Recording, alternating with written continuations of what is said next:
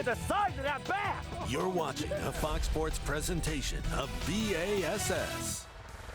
Good Sunday morning to you, and welcome to this place, Lake Greenwood in South Carolina. First time for our Bassmaster fans to get a look at this special body of water that is serving as the playing field for a special event, one-of-a-kind event.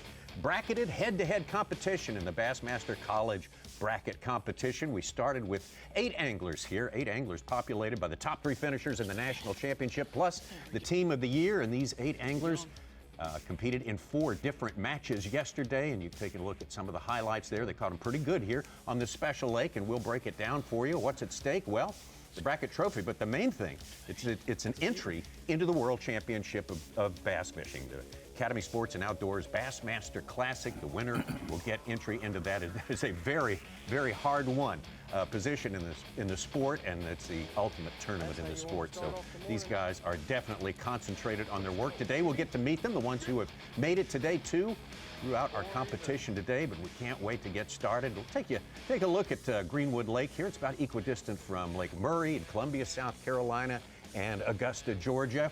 It's about 20 miles long, 210 miles of shoreline, 11,400 acres. Not large enough for a regular Bassmaster Elite Series tournament, but certainly big enough for our purposes today. We have only 4 anglers competing in 2 matches today, and we'll get out to that lake very, very soon. Cannot wait to take you out there. The anglers have been fishing now for 1 hour, and we've got some fish catches to show you, and it's going to be a good long day. They're going to fish up till 3 p.m. Eastern time today, and only 2 will advance to tomorrow's finals. So just settle in with us and take a look at this one-of-a-kind event. Welcome to the Bassmaster Studios, sponsored by Marathon. I'm Tommy Sanders, of course, with Such Mike Sukon, and our special guest, our host analyst here, 2-time Progressive Bassmaster Angler of the Year, Brandon Polnick. Brandon, can't thank you enough for being here. Enjoyed having you in here yesterday. Yeah. Thanks for giving us another day today. Give us your impression of this lake and these anglers we saw yesterday. Yeah, I mean, it's a lake that it's full of bass, right? I mean, it's got a ton of spotted bass. But the thing that we saw yesterday was the anglers that could catch those above average largemouth, you know, those 3.5 to 4.5 pound largemouth. Those are the guys that advanced. Those are the guys that separated themselves. I expect to see that again today. Those guys that are able to trigger 1 or 2 of those bites. You know, competition is getting stiffer. We're starting to get the guys that are dialing these things in. And these may be college anglers, but this is not their first rodeo. These guys have definitely been around the block a few times, and you can tell just in their style of fishing and the way they catch them. Boy, their polish and their poise is unbelievable. And it gets that way. It's been that way for a long, long time, Such. We've been doing this, sending a college angler to the Classic for this is the 11th year now. This will be the 12th one who qualifies this one. It's the Final Four of the Dream Maker Weekend, semifinal Sunday. Got to get to tomorrow to be able to have that chance. Yeah, become number 12. Only got to beat one guy, but it can be harder than it seems. Let's take you out and take a look at what we have seen so far today. As I say, they've been on the water for just a little over an hour. This is Monetti. Lews Monetti from UNC Charlotte, part of our Team of the Year qualifiers for this. About no water. Why don't you talk about your morning Coming in as our number 1 seed. Yeah. Honestly, just about as bad a morning start as I can have. We got one about 1.5 pound in there. Caught on this little whopper plopper, but no, it was a tough morning. First spot, broke one off about second cast. Missed I don't know how many since then, and then, you know, right before I left my last spot, I lost about a 2, and I would estimate somewhere from 2, 2.5, 3 pounds, somewhere in that better quality of range. Tough morning, but we got to shake it off. We got a whole lot of day left, and we got to make something happen. That 1.5 pounder's, you know, a better than average. It's not what we're looking for, but it's a slightly better than average fish. So we'll take them. But we got to get a couple good ones in the boat. You know, I know we can go out deep and catch a limit, but the quality out there has just been poor. So we're really going to try and stay shallow for a large portion of the day and just target those better than average bites. I think I don't know if I wasted time out deep yesterday, but I spent a lot of time out deep and caught a lot of little fish. So today we're going to try and really focus our efforts shallow. I think we're going to get a little more wind, so it should get a shallow bite going a little bit better than yesterday, at least for me. And just going to try and have a better than average bag. I think I'm really looking for that 12-pound, 11 and 12-pound mark today. So we're going to need some better than average size bites. I think we can do it. I know we can do it. We just got to shake off the morning and get to going here. Lews Monetti has got a mountain to climb. The #1 finisher in terms of weight yesterday was that man Jackson Swisher of Florida Gateway College. Jackson with a lot of experience, tournament fishing experience at pretty much all levels. Yeah, he nearly won a Bassmaster Open just a year ago, which is no easy feat. You know, he may be only starting against 8 guys here this weekend, but those Opens, you're talking 225. Sixth place out of 220 is pretty good. He had a big bag on day one, 11, 12. You know, yesterday morning I had a bunch of, blow-ups early. Didn't really catch a whole lot, but I had a lot more activity on top.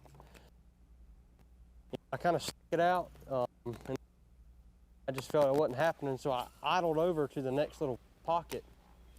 And as soon as I came in here, I caught one right off the rip on the top water, and then I caught another one. So it's, it's going all right. But I'm gonna give this top water a little bit longer because I see the sun's poking out. I'm gonna go back to my dock stretch, the stretches I have, and I just hope that I can pick a couple more off, and then after I fish that, I'm probably just gonna go run new water and see what I can run into.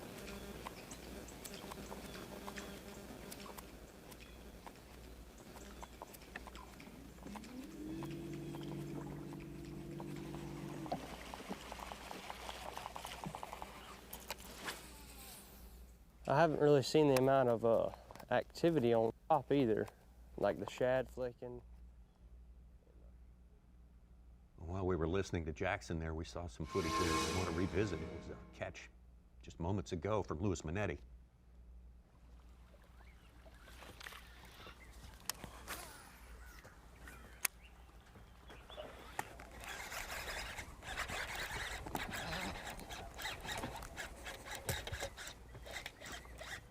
Oh my God.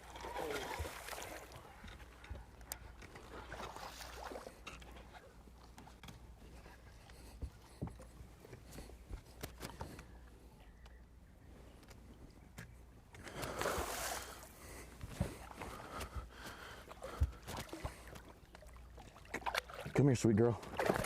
Come here, sweet girl. Come here, sweet girl. Come here, sweet girl. Come here, baby. Come here. Come here. Daddy got you. Yes! Yeah! That's what I'm talking about. Yes! Look at that one. Woo! Woo!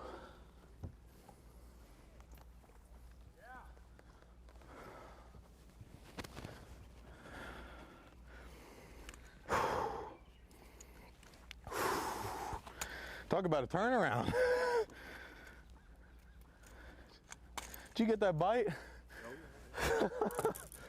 Look at that thing. That's got to be 5, maybe more. I don't even know how to get this thing on the freaking clip.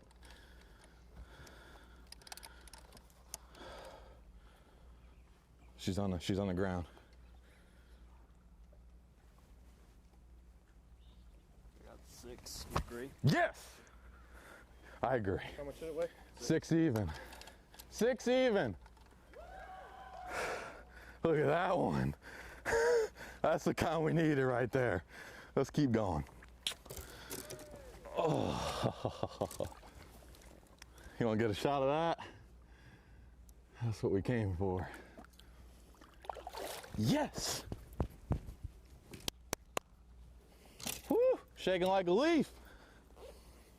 That's how we turn the morning around right there. Whew.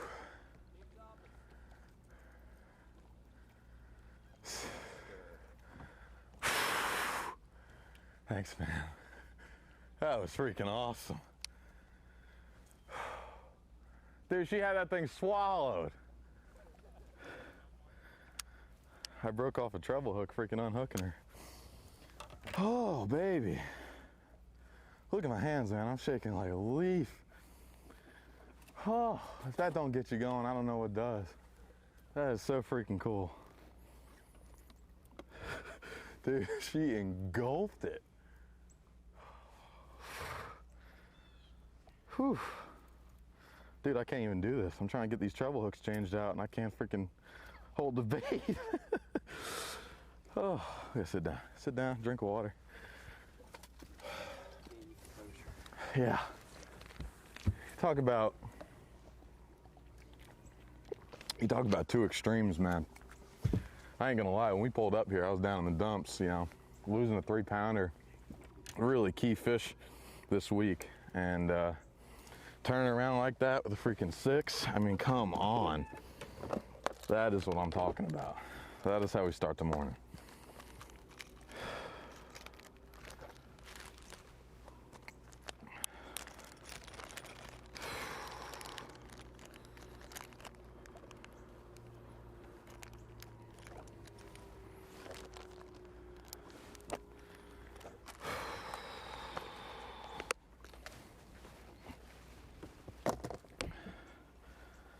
We got a whole lot of day left too. Just a game changer right there, man. Wow.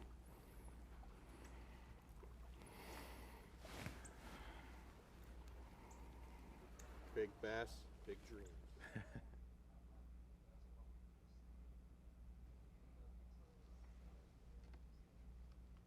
Brandon, I was going to ask you, what was your nomination for the B&W Trailer Hitches replay of the day? Can you pick something for us that we've seen so far? I don't know. I might have to go with the 6-pounder blowing up on top water.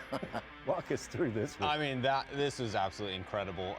Perfect cast, and you could tell when he was fighting this bass in that it was another level. You could hear the braid, you know, starting to slip through his guides. And when that thing first came up by the boat, it gave me chills. I literally got chills. The hair on the back of my neck stood up. What an incredible fish catch. You know, we heard him talking about how tough his morning was compared to yesterday. He was down in a 6-pounder. That's half his target weight for the day. I mean, does it get any better than that? That has to be the B&W Trailer Hitches replay of the day. It might be the replay of the entire weekend. I don't know. That could well be, and we'd be okay with that, I think. We needed it right there. Let's keep going. We're not calling him the barefoot bomber yet, are we? Not yet. Back out the Lews Monetti line. Did you see any of those kind of fish during practice? No. So it's funny, I was talking about this yesterday after live went down with the guys in the boat.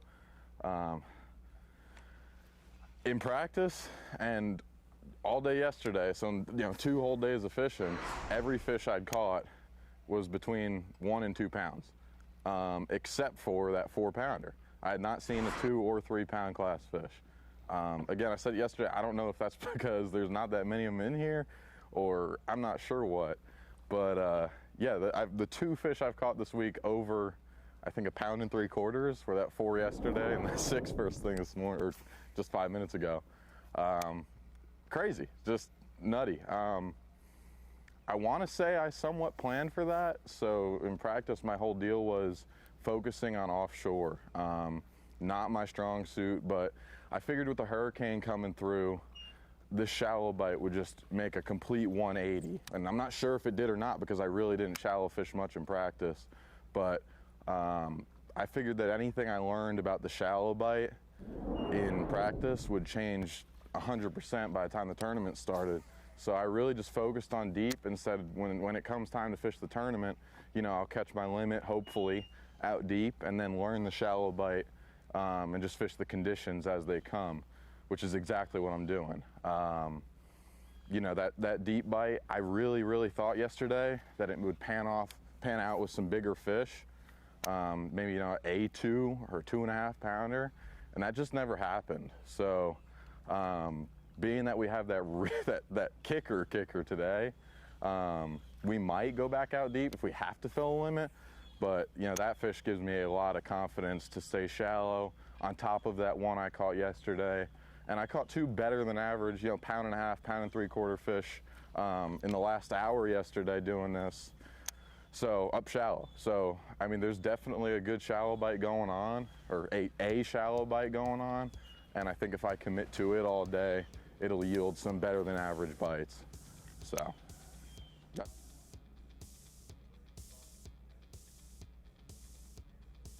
Takes a pretty good lead over Jackson Swisher.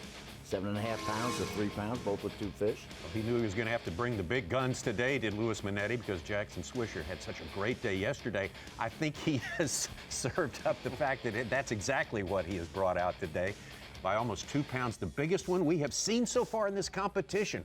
What is coming next? We'll be back to Greenwood. Whoa! Look at the size of that bass! You're watching a Fox Sports presentation of B.A.S.S. From Greenwood Lake here in South Carolina, this is something we just witnessed here in this bracketed competition. Lewis Monetti, the #1 seed starting this tournament, has advanced to day number 2. He is in a matchup with Jackson Swisher of Florida Gateway, our top producer yesterday, and he knew he had to do something big today. Was very frustrated, and then this happened. Look at that one. 6-pounder, by almost 2 pounds, the biggest one we have seen in this competition. Said he just lost a 3-pound bite right before that. Targeting some specific docks, floating docks, suspended, you know, what are you looking for? Not really at all. I honestly haven't dialed that in. I've never been like a guy who dials in a dock bite all that specifically. I don't know really why, but I feel like more than the type of dock, and obviously sometimes, you know, I know good and well the type of dock matters, but I feel like more than that, what matters is where the dock is, the exact positioning of it, how it sets up. I mean, to me, it's just like any other kind of cover. You know, you got certain days where, you know, whatever kind of, you know, channel swing or on a flat or whatever it may be, you just kind of fish the cover that's there. That's kind of how I look at docks. It's like once I figure out what kind of structure the docks, you know, kind of need to be around, that's more so what I target than the docks themselves. You know, it's a plus if I could, you know, I see an old crusty dock. That's kind of always been my favorite, or just a big old post dock or a concrete dock, something like that. Something that's different, but more so than anything, I really just prefer to fish a dock that's on the right kind of structure, contour, whatever it may be. The unfortunate thing is here, I've had a really hard time finding those deeper docks, which is, for me, on like Lake Norman or other spotted bass lake, tends to be the better docks. But what we've kind of figured out this morning, and it didn't really play out on that big one, but it seems like the kind of midway through the creek docks seem to be the best. I mean, I'm going to continue to fish all the way back, and I'll fish all the way out to the front, but it seems like the key docks really tend to be the ones that are about halfway back in the creeks. I'm not really sure why or what that deal is, but that just seems to be the deal today. Yeah, that's about what I got. I mean, I think wind helps too, and I was kind of going to these docks thinking they'd have wind on them, and they really didn't, and I still caught that big one. So, you know, that big one kind of threw a wrench in all my thought processes as far as the dock strategy goes, but, you know, I'll just keep on fishing through here and kind of get a feel for it. The sun's up now, so really dialing in and morning dock bites kind of starting to die. So pretty soon here, I'm gonna have to start thinking about a way to catch them on a jig or a worm or something like that. Again, Lewis is in a match against Jackson Swisher, Florida Gateway College here. He was the top producer yesterday. Lewis won his match over Trey Schroeder from McHenry University with 10 pounds and 4 ounces. Jackson Swisher with 11-2 was able to close out Connor Cartmel of Coastal Carolina. Let's take a look at what our bracket looks like today. Uh-oh. Thought Jackson might have been hooked up there, but yeah, take a look at what our bracket looks like here with 4 remaining. Of course, we're headed to tomorrow where only 2 will battle it out for the championship and the right to go to the Bassmaster Classic, and it's Lewis Monetti with the commanding lead right now over Jackson Swisher. Here's the other side there, Tyler Christie and Seth Slanker, good start to his morning as well. Not too shabby at all with 5 pounds even. Tyler Christie, like he had yesterday, a little bit of a slow start on this day. But Lewis just said, hey, we got a lot of hours left to fish in this day. Yeah, Slanker has that 5 pounds on 3 fish. And that's Slanker right there.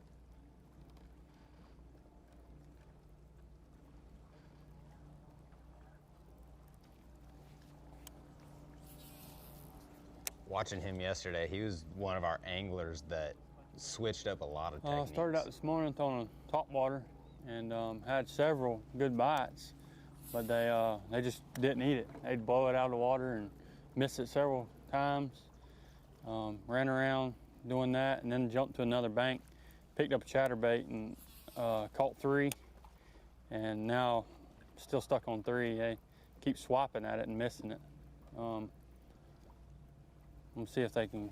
I don't know if they're bass because the bass that I caught did eat it real good. So I don't know if what's trying to swap at it. It's not like they're eating it the whole way. They're just trying to knock it out the way. But I'm just running around these main lake docks trying to get a few more bites on the chatterbait, and then I'll pick up a jig and start skipping them.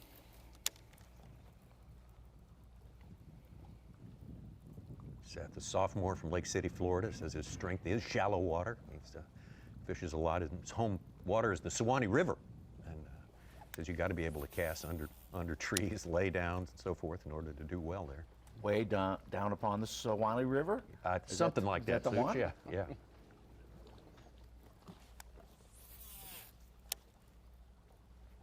That's the man he's going up against, Tyler Christie, McHenry University, his second trip. Second attempt at qualifying for the Classic through this very special pathway.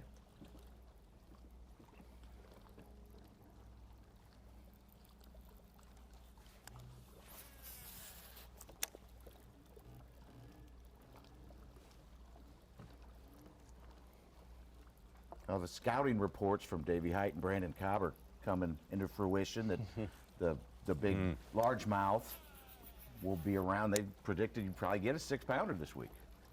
Well, we definitely saw that. Kind of disappointed yesterday when our biggest was a 4.2. We had another 4 and then a couple 3 pluses. And I'm not mad that it came on top water. 6-pounder on top water is a beautiful thing. That is hard to beat. They'll probably remember that dock forever. I know you've got a special rock in your history. How about a dock? You got a special dock ever, Brandon? I got a few special docks at home. A few? Yeah, there's a few special In competition? Ones. Is there one that comes to mind? And man, I'd have to think. Maybe a few special ones.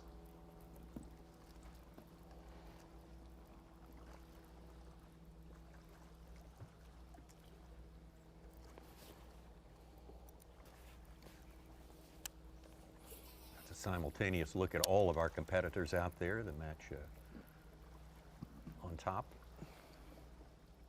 Monetti and Swisher. On the bottom, Tyler Christie and Seth Slanker.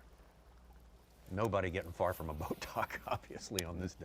No, I think that's been one of the things that's impressed me the most, just watching these guys for the last day or so, is how quick they are able to adjust. And that's one of the hardest things in tournament fishing is being able to leave what you found in practice, or one of the age-old questions of like when to stay, when to go. And we heard Monetti talking about it this morning. He spent most of his practice out deep and started his morning out deep yesterday. And those thoughts had been creeping into his head when he was having a slower start today of whether or not he should have started out deep again. But he caught most of his better fish yesterday up shallow and made that decision to commit to most of the day shallow, and it's paid off for him so far with catching that 6-pounder. That goes a long ways. He missed another 3-pounder. So those are all little clues and keys that he's tapping into. And you see a lot of these other guys doing it too, right? I mean, we saw a lot more guys fishing kind of out off the bank yesterday, and they're already making those adjustments as the fish are changing with the adverse conditions. We got the old sassy stick, Biz Baits. This thing is dirty. It actually, Michael and I kind of sat down after the year and broke down what were all the baits we caught fish on throughout the year. And this thing right here, we weighed a bass on it in every single tournament throughout the Team of the Year run.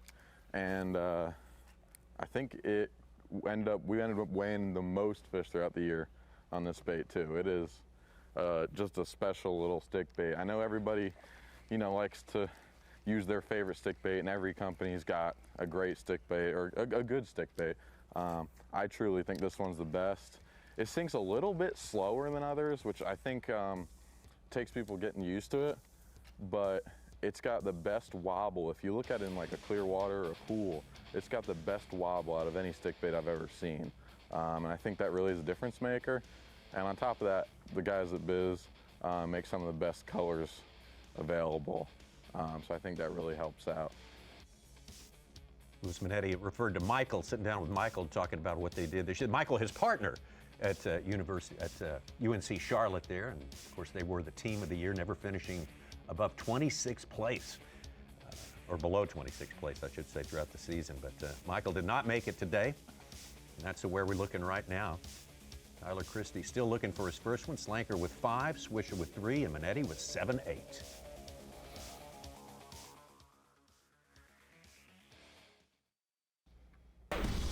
Start Saturday strong with Big Noon Saturday as Blake Corum and number 4 Michigan take their electrifying show on the road to Indiana. It starts with Big Noon kickoff live in Bloomington at 10 a.m. Eastern. Then it's Michigan, Indiana at noon on Fox. Let's get back on Lake Greenwood here. Live fishing coming to you from this one-of-a-kind event. Classic bracket competition for the Strike King College Bassmaster Series 1. College angler will go to the World Championship.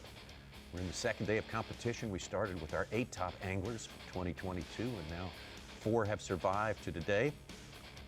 Get our first look at Tyler Christie, McKendree University. His matchup with Seth Slanker. Only one of our 4 today without a fish so far.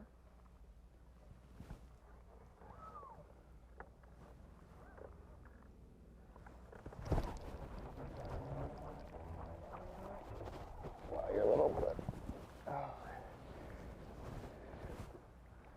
And measure 12 You might inches. keep though. We'll find out.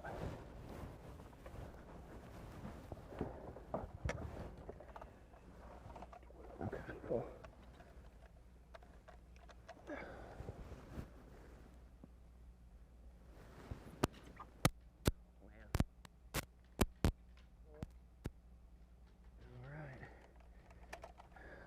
Well, fish ain't big, but finally breaks the ice for me there. I'm a little worried I shouldn't have been out on the main lake a little earlier today, but this was about the only thing I didn't fish yesterday were these main lake docks.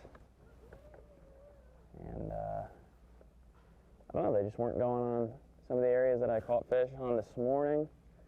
So I decided to make a change and do something I haven't really done all week and just see what happened. Obviously there's some fish out here. Caught that one on my first dock that I actually threw up to. So let's hope we can get a few more.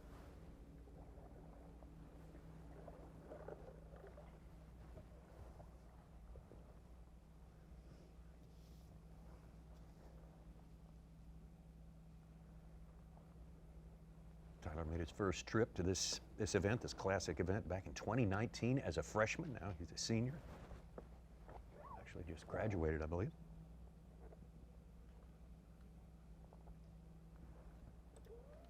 He and his partner Trey Schroeder have finished in the top 12 the national championship 3 times during their partnership there at McKendree University. You got to finish in the top 3 to get to this competition. Yep. So he's done that twice now.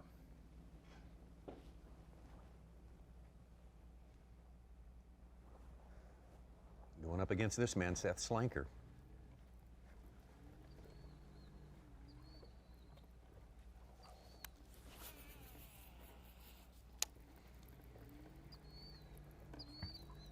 Definitely say today is more of our post-frontal day than yesterday. Yesterday was the day after the storm, but we still had a lot of lingering clouds. There's still a lot of low pressure you can see today. The sun is up way earlier. You can see bluebird skies. You can actually see that cloud line disappearing. Slanker hooked up.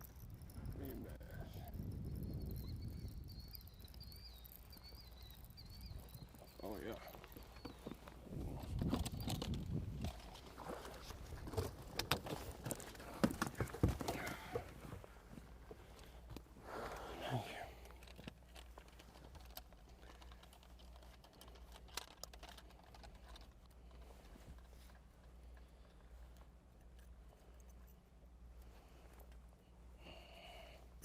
Ready?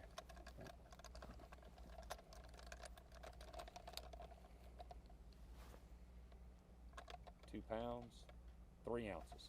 Good.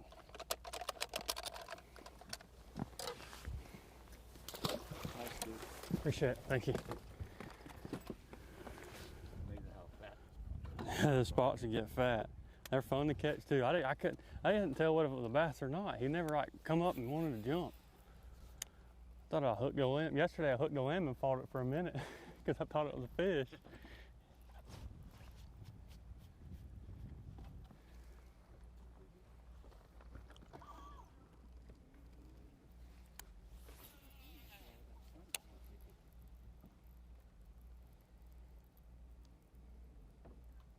It's gonna bring him to 4 fish for the day.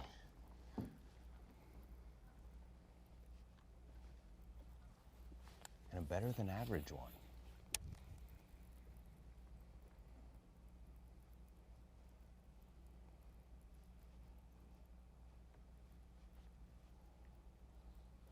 Here's our 2 Florida Gateway College competitors. Florida Gateway showing out pretty good in this competition in 2022. Of course, just getting here was a big, big task. So many teams to beat, and Swisher hooked up.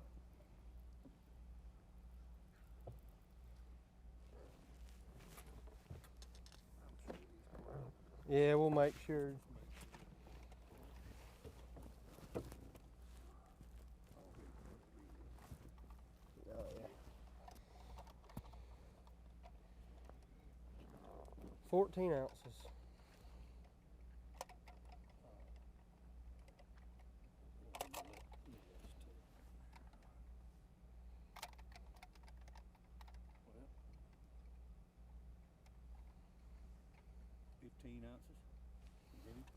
Agreed. I wasn't far off. I figured he was going.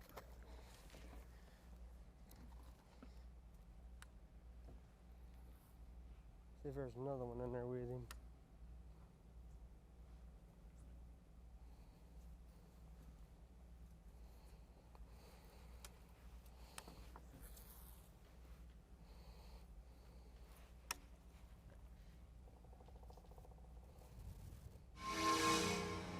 Swisher going up against this man, Monetti, whom we just saw boat 8 shy and a 6-pounder. Certainly changed the complexion of that match. And this is a nice overhead view of what he's looking at. And Brandon, he says he doesn't have an ideal dock profile in his mind. That's probably not unusual, is it? No, and I think, with him saying that he spent most of his practice out deeper, he knew that he felt comfortable this is fishing kind of what I was shallow. talking about earlier. It's kind of that, we're kind of in that in-between the main lake, obviously, and then the back of that pocket. We're kind of on the going into the creek. I don't know if it's because they're kind of transitioning in or out or whatever, but yeah, I'm kind of targeting that. I missed a couple bites on that one. I think they were little guys though, so I'm not really sweating it. But yeah, no, this boat ramp, I mean, it's got that nice sharp decline. A lot of those like at-home boat ramps, they don't have that kind of sharp decline to them. This one looks really nice. It's also got a little bit of wind on it. I was kind of saying just a minute ago, I think that big one really was just I hate to say random fish, but kind of a random fish. It's kind of in the back of the pocket, which I guess my big one yesterday kind of was too. I think, I don't know, maybe the bigger ones are close to the back. I'm not really sure, but I'm gonna continue to just kind of fish all in between, around these docks, go into the backs, go fish the main ones, just kind of fish it all. Like I said, we got a bunch of time and not really trying to fish in a rush. So I'm gonna kind of just try and cover as much water as possible, but also as methodically as possible. I don't want to leave any fish behind. It's a time of the year where, you know, a lot of guys like to just burn down the bank with one thing. I tend to try and mix it up and try and really pick things apart while moving quickly. You know, if I pick up a wacky rig, it'll be for 1 or 2 casts instead of going down a whole stretch with it. I kind of just really go with gut feelings and how I feel about a certain dock. Like this dock right here, for some reason I didn't feel like I needed to pitch a jig under it. This next one here, probably the same. Just covering a bunch of water and mixing up baits. Gonna try and dial it in. You know, maybe throughout the day we can figure out something that they're biting a lot better than the rest. But for now, you know, we don't really have a great feel for what the specific bait is. I haven't gotten a bite on this whopper plopper in a little bit of time now, so I don't know how much longer I'm gonna throw it for, but this little bit of wind here seems right for it. It's still kinda early. Should be able to get a bite or two. Fun guy to watch, no secrets with Lews Monetti. He tells all. He shares it all with us. We love that. He is man in the lead with his match with Jackson Swisher right now.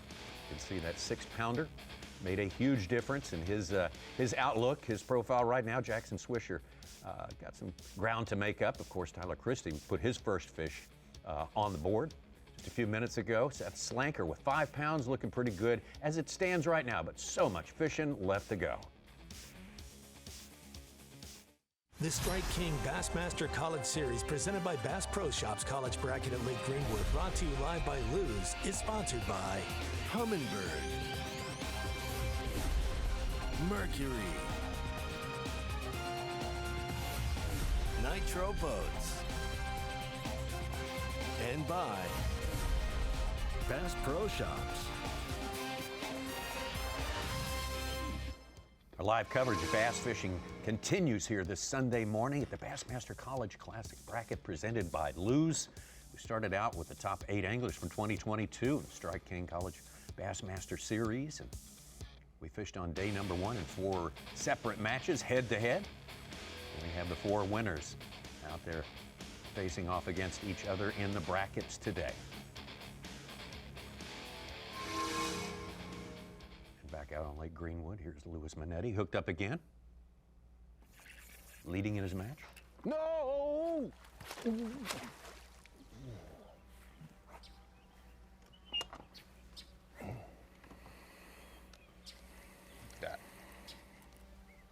That one would help. That was another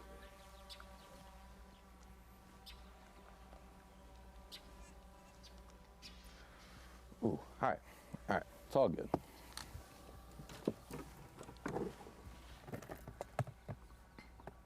You got me around that post there.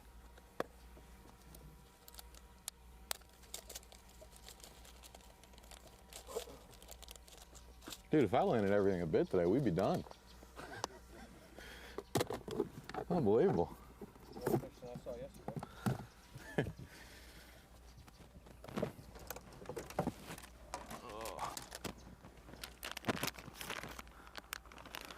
That was a big one.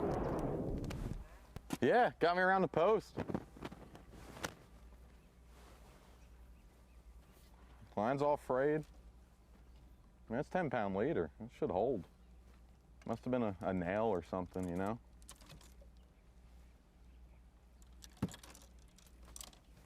Little rusty nail. It's got me before, it'll get me again. He was coming too. What incredible footage from the air, and you can really tell. Too, like after you broke them off. You can tell what happened there. We'll let him talk about it. It's gonna happen today. We're gonna get him. Your hands are shaking. I know.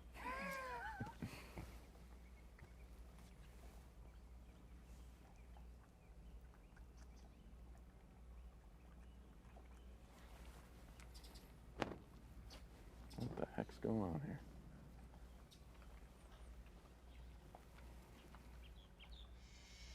know he'll talk about it, but maybe he just doesn't feel like it yet, Brandon. Yeah, I thought he was going to start talking about it. Usually he can be depended on. What do you think so special about this little cove that you pulled in and you saw that bass there you just missed? It's kind of everything I've been talking about. It's that this cove, you know, because it doesn't go, it's not a very big one. It's just a little main lake pocket. That might just be what we have to focus on, because it's basically everything I'm talking about, those in-between docks, but you can fish the whole cove and the whole time be fishing kind of that in-between area. So with that big bass you caught earlier, Mm-hmm. and then this one you just saw, does that give you more confidence to fish more shallow, like you were saying, instead of that random bite? Absolutely. I mean, I don't know, what time you guys got? Probably, I don't know, it probably isn't but 9:30. 8:50, there you go. So we got a ton of time. I was just saying before, I guess we came back from commercial, I've had the bites to be done with my day already. I mean, we lost, that one was a 3-pounder. Over there, I lost probably 2.5. And I lost a couple other ones in between. So we've really had the bites to pretty much be done with our day. But it's not how the cookie crumbled. And we kind of got to keep the foot on the gas, like I was saying earlier, and, you know, definitely land some more fish. I mean, you can see, look how shallow this is right here. It's crazy. And they're up here. So that's really encouraging to me. If we've gotten those bites, I don't think this is something that's just going to die. I think we can do this for a good amount of the day and keep on going.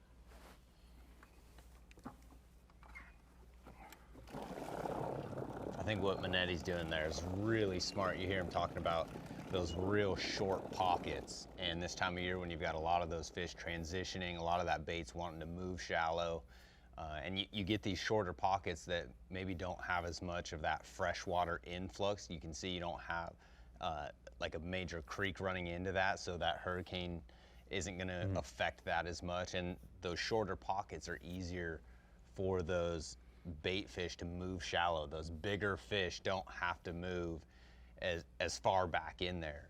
So what he's doing is really smart. He's had some of the bigger bites we've seen this morning.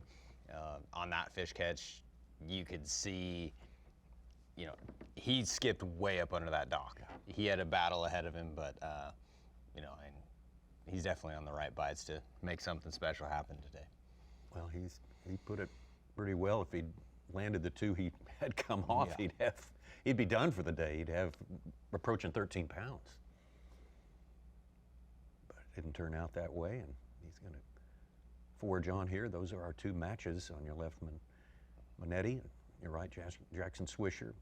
Seth Slanker going up against Tyler Christie on the bottom.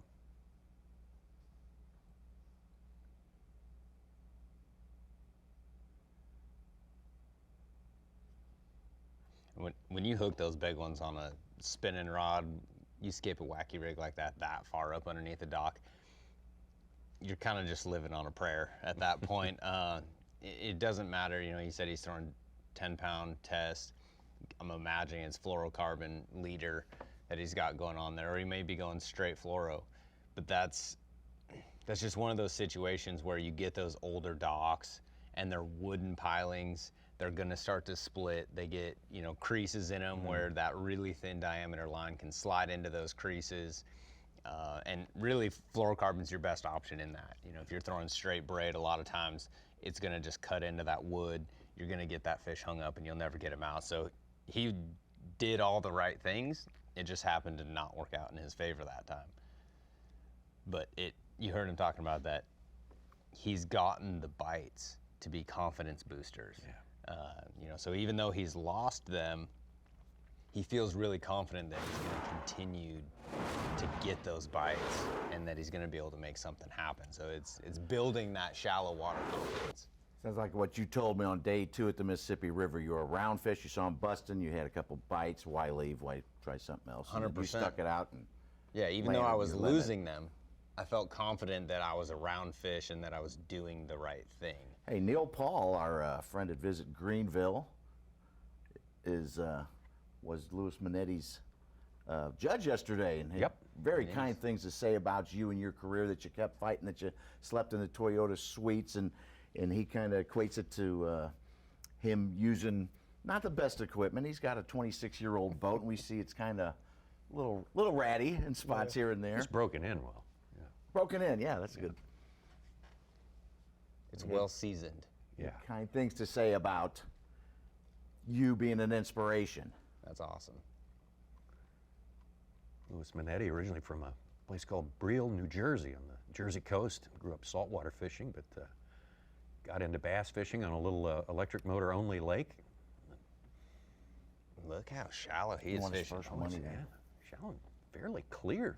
That Yeah, that aerial footage is, that's something. it just gives you such an incredible perspective of, you know, really what he's fishing. And just from looking at this shot that we've got right here, you look at that real short dock that sits shallow, but then you look at that dock where that deeper, that darker water kind of runs right up in front of that next dock that looks like a sailboat on it. Mm-hmm. That's a place that I would kind of be keying in on, right? Is where that deep water leads from the main lake and then it butts up against those shallow flats. That's where those fish should be transitioning. Fun to watch, that one that just came off. I mean, the imagination runs wild, but it sure looked like a 4-pound plus to me. Pretty hefty, chunky fish there. Lews Monetti, though, on top of his match with Jackson Swisher. 7 pounds, 8 ounces with 2 good ones lost.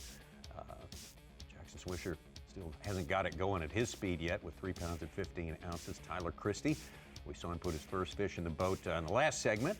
So looking to upgrade. And Seth Slanker, been upgrading steadily throughout the morning. 7 pounds and 3 ounces. We are underway.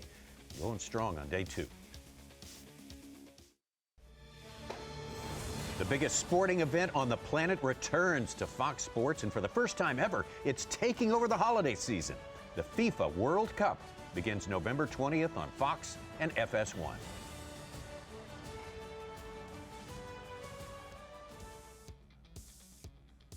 We are into close to our 3rd hour of fishing here. 4 combatants in this head-to-head bracket competition here for 1 spot. The World Championship, the Academy Sports and Outdoors Bassmaster Classic coming up in March from Knoxville, Tennessee on the Tennessee River. That is a very desired thing. Biggest tournament in fishing, and one of these college anglers is going to go. Fully qualified on the basis of their performance today, and they make it through to today into tomorrow. Jackson Swisher up against Monetti. That was random.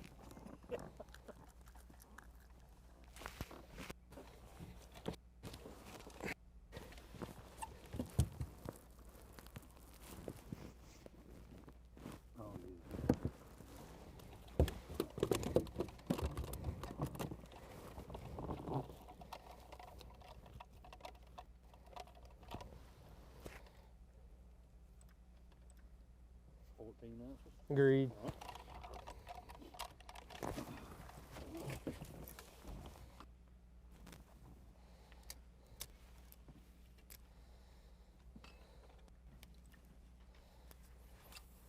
He's all business today. I think that was his 5th fish.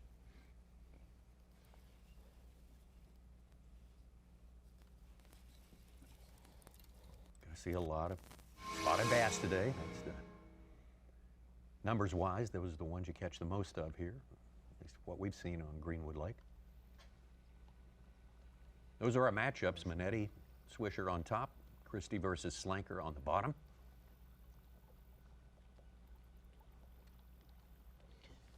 Should we do something silly? I think yes. Jackson Swisher has twice as many fish as Monetti, but he's still more than 2.5 pounds back. That's what those 6-pound bites do. Boy, you know? no kidding.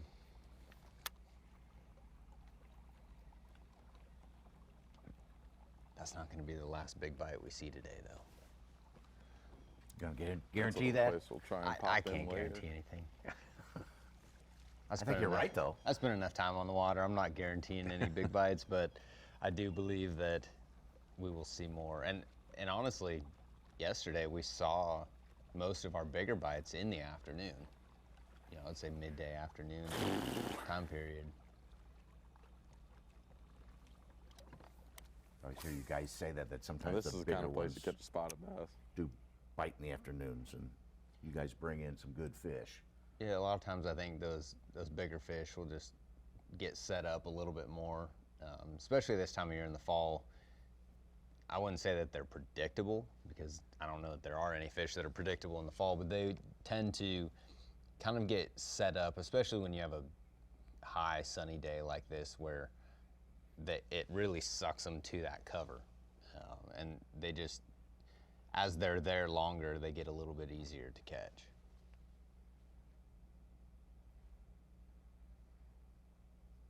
Hang out in the shade and all of a sudden see, hey, there's something I can eat.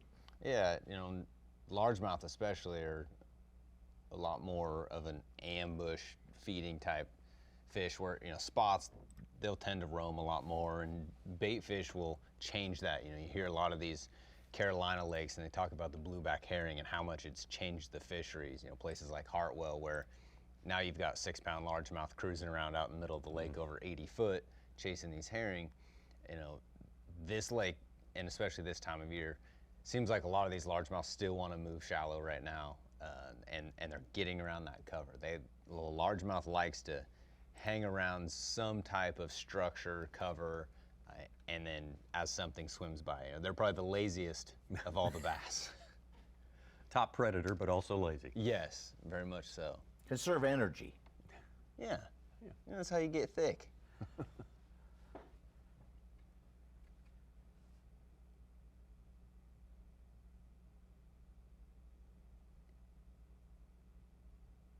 Swisher and Slanker, you see on the right there, have had a great partnership. They've, among other things they've done in recent years, they've won the Florida Bass Nation College Championship twice.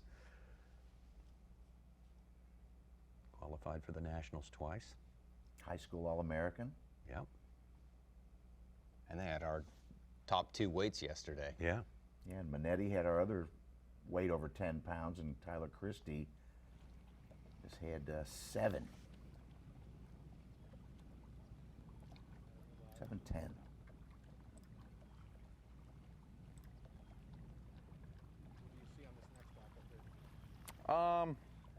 See, this is more just a straight main lake dock. It's got some wind blowing on it. So this is the kind of place I'd expect to catch, you know, maybe a keeper spotted bass. Nothing huge.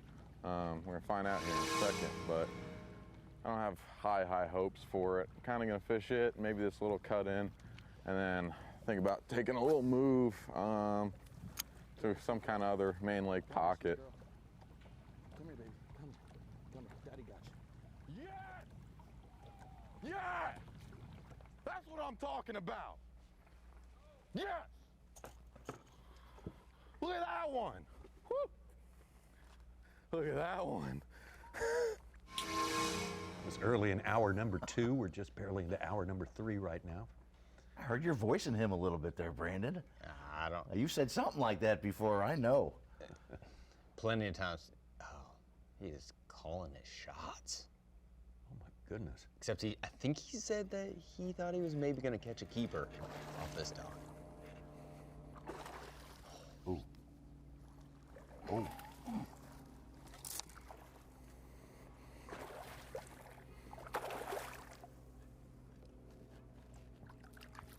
Yes! Yeah, baby. Another big one. Ooh. Hit it on a fall. So much for a keeper spot, huh? Wasn't expecting that at all. That's another 4.5. Woo-wee! I'm sorry, Dalton, but you're just bad luck, man. He just took off. Woo! Let's get her on there.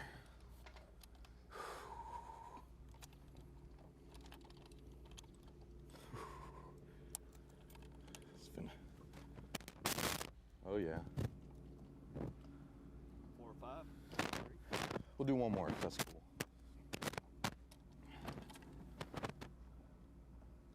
Good? Huh?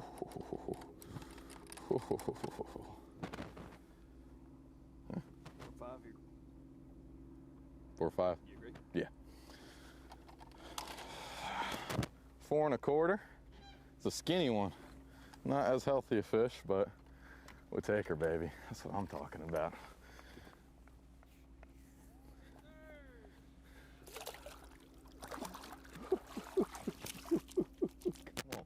Come on, give me some, give me some. This is fun. Saw your rod bend. I'm like, that ain't no. Oh, dude. This freaking snap opened up on me too. I almost lost that fish. Whew. That would have been. Man. Now I'm starting to worry now. Are they just firing like crazy or are we on them? I'm not really quite sure. But good little morning. A lot different than yesterday. Yesterday we started off fast and furious with little guys. And today we are taking it slow and easy with big ones. So I'm cool with that all day long.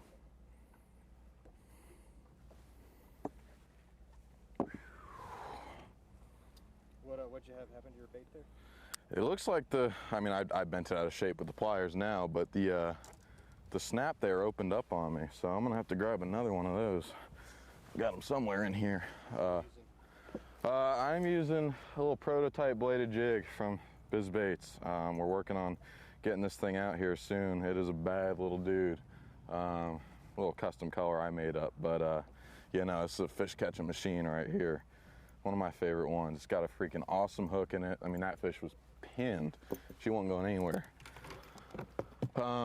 Unfortunately, I can't tell you exact details because it ain't out yet, but that was an awesome bait. That was an awesome fish. Been a special little morning. Like I was just telling the guys earlier, I mean, we should be done fishing right now. I've had 5.5. I mean, I've had probably 16, 17 pounds of bites today. They just have not gotten in the boat. Lost 2, but I think the 2 biggest ones that have bitten have gotten in the boat. So I'm pretty psyched about that. I mean, it's fall fishing, you know, whatever happens at the end of the day happens, but we're gonna work on filling out a limit today, and it should be a pretty strong one. Feeling good right now, man. Feeling really good. I'm really proud of myself the way I rebounded from earlier, and we're gonna get back to getting on it. 3 fish. He's beat the top weight of yesterday. He's got 11 pounds, 13 ounces. And like he said, yeah, I could have 17 pounds. Very easily he could have 17 pounds right now. Lews Monetti having a magical day that he will never forget. I don't think we will either. This is about the strongest performance in the first 2 hours and change of fishing that we have ever seen in a college bracket competition. Can he keep that pace up? It will be fun to watch, and we'll be right back to do it after we step away. Whoa! Look at the size of that bass! You're watching a Fox Sports presentation of B.A.S.S. Greenwood Lake in South Carolina, that's where we are contesting our 2022 Bassmaster College Classic Bracket Competition. This is our only head-to-head bracketed competition that we bring to you this year with the Bassmasters. It's a lot of fun to watch. It's a very, very different sort of format and provides a lot of excitement. We've had plenty of it so far today. Lews Monetti, you see, in his match with Jackson Swisher, has been on fire this morning. Absolutely, 11 pounds, 13 ounces, almost 12 pounds, and has lost a couple more that would have him up closer to 17 or 18 pounds. He's leading that one. Tyler Christie trails Seth Slanker. Seth Slanker has been steadily catching them all morning long, very similar to his day yesterday. So a couple of good matches going on and plenty of time for things to turn around. Let's get out to Tyler Christie.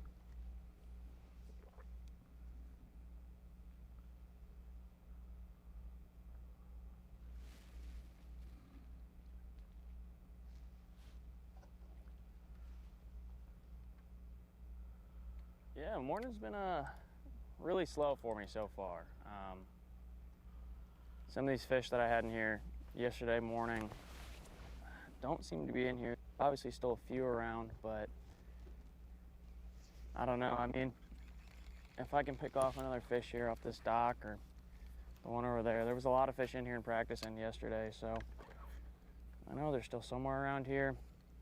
I'm really just hoping to pick up a few more, but definitely been a lot slower.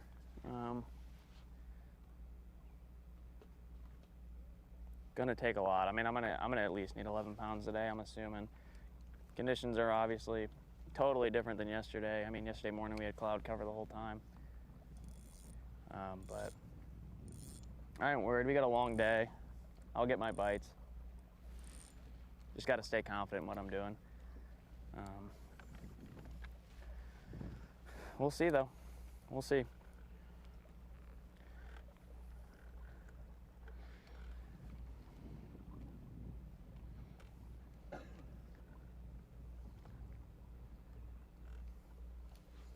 Just graduated from McKendree University there, Illinois.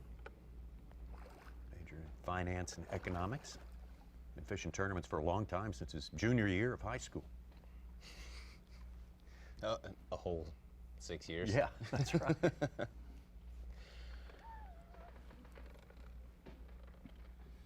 Well, you think about it, these college competitions take them all over to different kind of fisheries, and they really do learn different techniques and go into other regions and talk with other college anglers and see what they're doing in their regions. It shortens that learning curve. You know, if you take away college fishing and they just fish maybe locally where they live. The 5 lakes and whatnot around there. Yeah, they don't learn or expand outside that box nearly as quickly.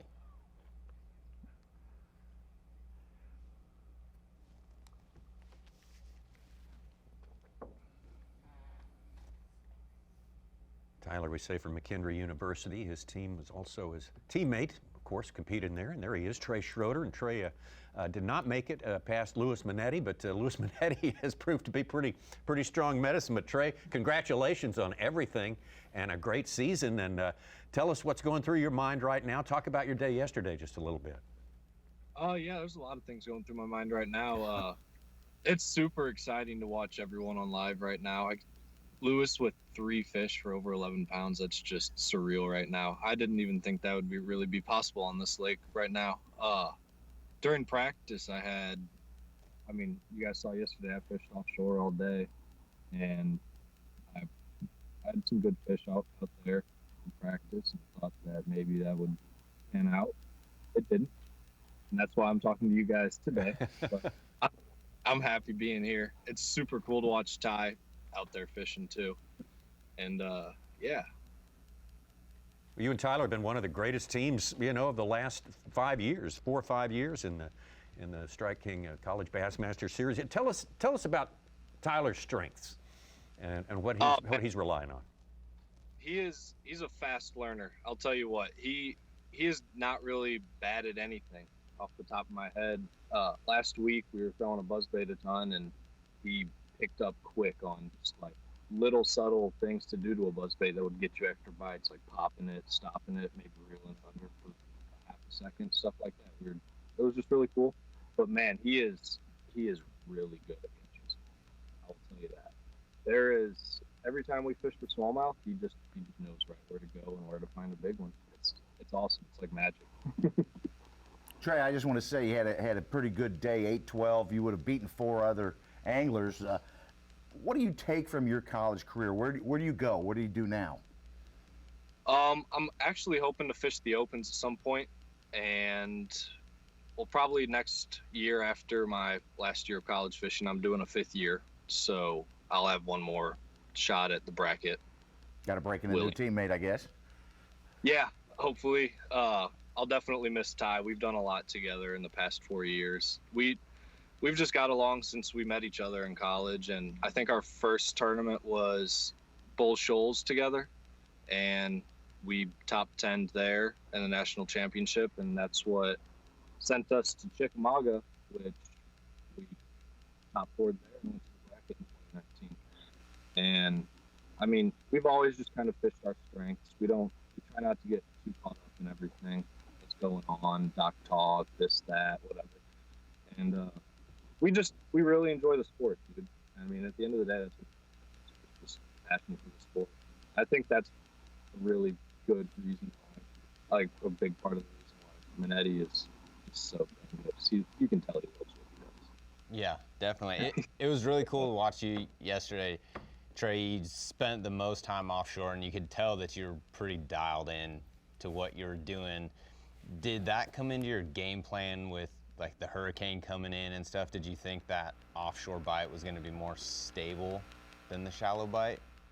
Yeah, that was my exact thinking behind it. I was really hoping that, well, so in practice with all that wind that we had, those fish were really sucked to the bottom and all the bait was getting blown off the point, and they were honestly easy to catch. I had one place I pulled up and I caught a 3-pound largemouth, and then I caught a 2.5-pound spot on back-to-back casts. And I started there in the morning on day one, and there was no wind, and I could see 100 feet out in Panoptics, and from 18 to 10 feet, it was just a little slope. It was just all bait. You couldn't even see anything. It was, I guess, because no wind, all that bait just lifted up, and it was just the spot was bait. Trey, thank you so much for spending some time with us. Congratulations on a great college career that we are happy to hear is not over yet. So we will look to see you. Once again, Trey Schroeder there from McKendree University. What fun watching this team work through the years. Definitely one of the guys that you could tell just watching him yesterday that he knows what he's doing. Oh, yeah. You know, he just happened to have a head-to-head matchup against Monetti that, you know, he caught that 4-pounder yesterday that elevated his weight. Bad luck of the draw. Yeah, he was, you know, Schroeder had 8-12. He was right there, knocking on the door. Right.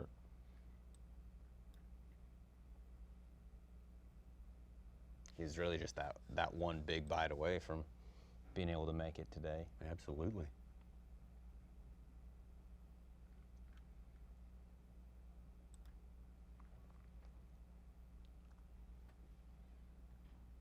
See, we're getting more wind than I believe we saw all day yesterday.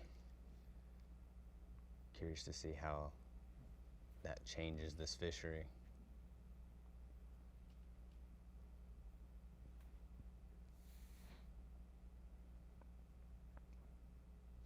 A lot of times in clear water makes a big difference. You know, just even that small little bit of ripple on the water can just kind of comfort those fish where it opens up their strike zone just enough that your bait doesn't have to land right on their nose and they're more willing to come out and bite it.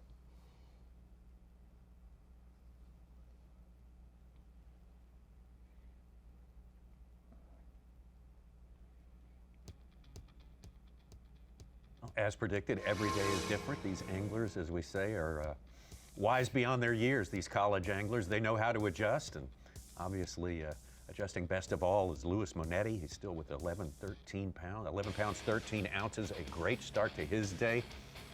And as we say, we can't stress it enough, there is plenty of fishing time left in this day. Stay with us. Start Saturday strong with Big Noon Saturday as Blake Corum and number 4 Michigan take their electrifying show on the road to Indiana. It all starts with Big Noon kickoff live in Bloomington at 10 a.m. Eastern. Then it's Michigan, Indiana at noon on Fox. Hope you're having a great Sunday morning. Great live fishing for you here. A very different sort of competition here. This is head-to-head bracketed competition. And you've got 4 anglers left in this competition after yesterday's 8 competed, with 4 today competing for 2 spots in the final tomorrow. Weather is different today. These teams are having to adjust, and to get us up to date on the weather, here's Fox Weather's Craig Herrera. Hey there, anglers. I'm Fox Weather's Craig Herrera, and this is the Bassmaster College Bracket Championship. And we're taking a look at the weather out on Lake Greenwood in South Carolina today. What a beautiful day to catch some hogs. Highs today into the low to mid 70s, right about 72 for a high. Plenty of sunshine, a few scattered clouds. That's about it. Good news is feeling a little more comfortable with less humidity as well. There is a light breeze, but shouldn't have too much an effect on our anglers from casting their lines out where they want to today. Hey, remember, you can always download the Fox Weather app or stream Fox Weather from your favorite connected TV device.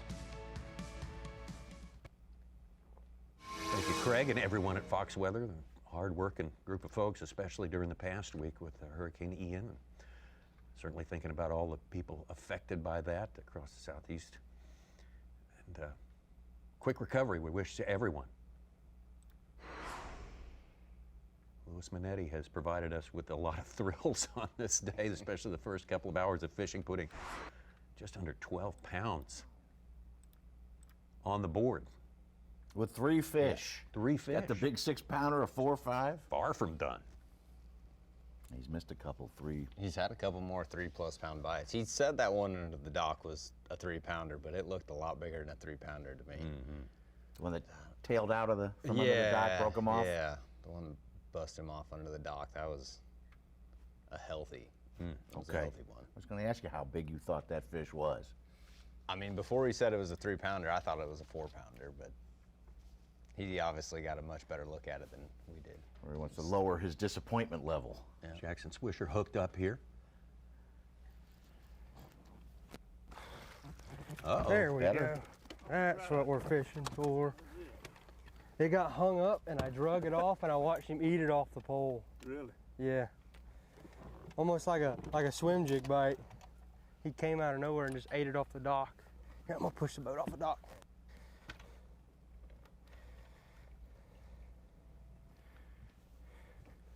Got our only limit at 7.7, so this will give him some cull weight. 10 ounces. Yes, sir. All right. There we go. Good job. Yes, that's what we needed right there. It's one of the bigger spots we've seen so far in the last couple of days. No, spent like throw that.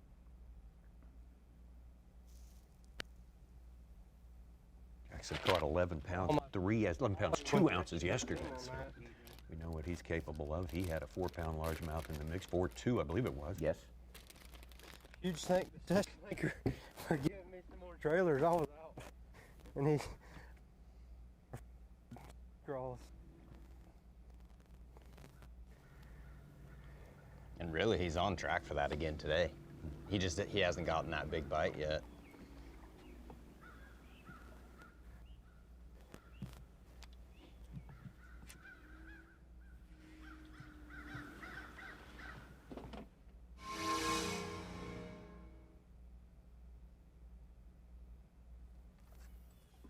College is it? Oh, go ahead.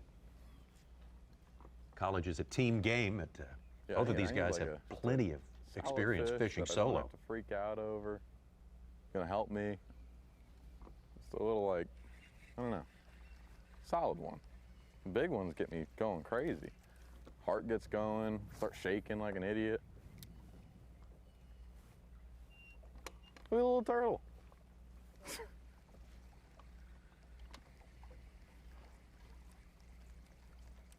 I've heard you say those exact same things out there, Brandon, that you get excited if your heart gets pumping. I'd probably get way too excited. It's like springtime. Just throw your wacky rig. That's a good thing, though. So excited that I will After make I a fish cast this with 6 stretch, fish in my live well. I'm gonna go fish some stretches that I have that I didn't even get to fish yesterday. And hopefully I got it to myself. There's one other competitor down this way that I've seen. So I think I can have a lot of these stretches to myself when I get a little bit further from the launch. I've really just been staying, and I knew it was going to be a grinder today, so I just kind of keep my bait in the water as long as I can, not run around too much, not get too spun out, even though it's kind of hard to whenever the bite's so much different from yesterday. At this time I was really catching them, and then today, slower. I've caught 5 keepers. 2 of them weren't even a pound. I just been kind of skipping the jig under the docks, and then when I get an open water like this, I'll just swim it, because this jig I'm throwing, it actually swims really good. So I kind of, that way I'm not in a dead zone. Like, at least I have a bait in the water.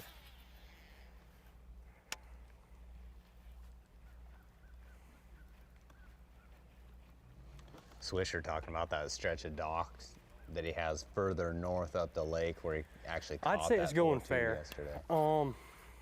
It's not going quite like I wish it would have, but you know, You gotta take what you can get. It's I've actually pressured this whole area a lot, and but it was a huge weight off my shoulder when I finally caught that 210. It was like took a lot of pressure off of me then. So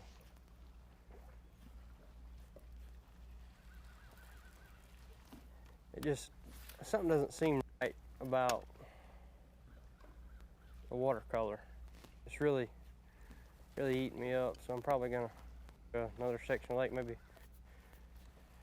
try and go to some areas that had dirtier water in practice. That way, this area was just about gin clear from what I remember in practice.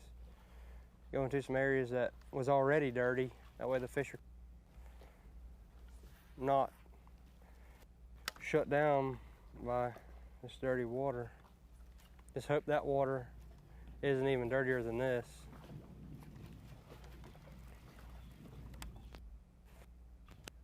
Just feel like this orange jig, it's got a few strands of orange in it, and it'll make it really stand out versus the other jig I've been throwing. This one's got a little bit more orange than the one I was throwing yesterday. A little bit of purple in it. Kind of stands out a little bit better. Still haven't really patterned out what they're doing, like where they're at on the docks.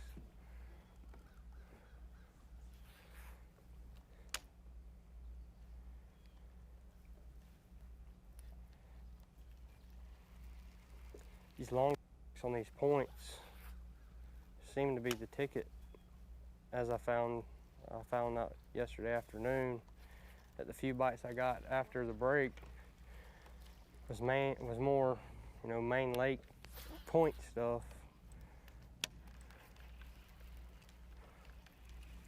That's what I'm gonna start running a little bit when I start fishing some new water. Just really key in on stuff like that. I'm trying to pay attention to every bite I get. That way I can, if I can get more than one bite doing a certain thing, I'll kind of take it and run with it. But as of right now, how random they are, it's difficult to pattern them.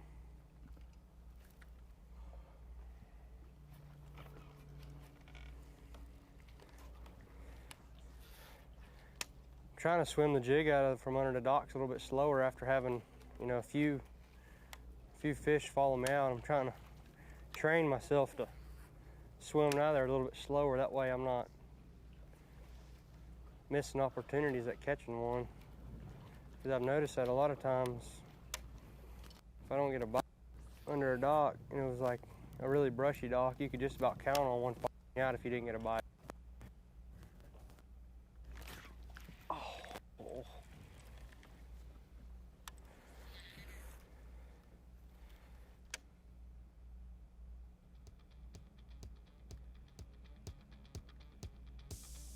Swisher, the former high school All-American, been fishing tournaments since he was a ninth grader, a freshman in high school, and has achieved a lot for a college angler. The way our brackets stack up right now, Jackson's still pretty good deficit to Lewis Monetti at this point in this match right here. Tyler Christie, a slow start, much as he had yesterday, 1 pound 9 ounces to Seth Slanker. Seth Slanker with 7 pounds and 3 ounces. Our two matches will continue all the way to 3 p.m. local time. We'll step away for just a moment right now. The Strike King Bassmaster College Series, presented by Bass Pro Shops College Bracket at Lake Greenwood, brought to you live by Lews, is sponsored by Minn Kota, Power Pole, Skeeter Boats, and by Rapala. We started with the 8 top college anglers from 2022. Bassmaster College Series, the Strike King Bassmaster College Series, and now, after having those 8 fish in head-to-head matches for day number 1, we are down to 4. All chasing a dream come true. It would be for whoever stands at the end of it all yesterday on top in that final matchup. Trip to the Bassmaster Classic, which is a life-changing experience and could really be life-changing, potentially. Let's take it back out to Lewis Monetti. Second time's a charm. Personal hype man, come on.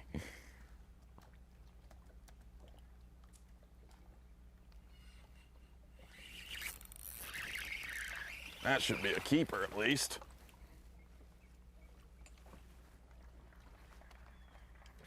You guys need to quit that.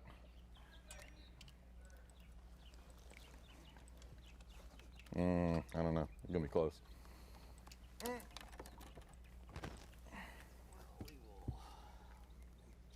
Oh yeah, all day long. That, folks, is what we came here for.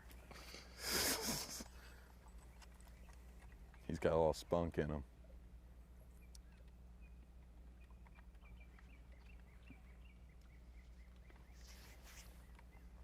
Every time he sets the hook this morning, I fully expect it to be a 4-pounder. Yeah, I mean, you know, we're kind of disappointed, understandably. Mm-hmm. Sounds about right to me. Yep. You agree? Yeah. What is it? 12 ounces. Yeah. 12 ouncer?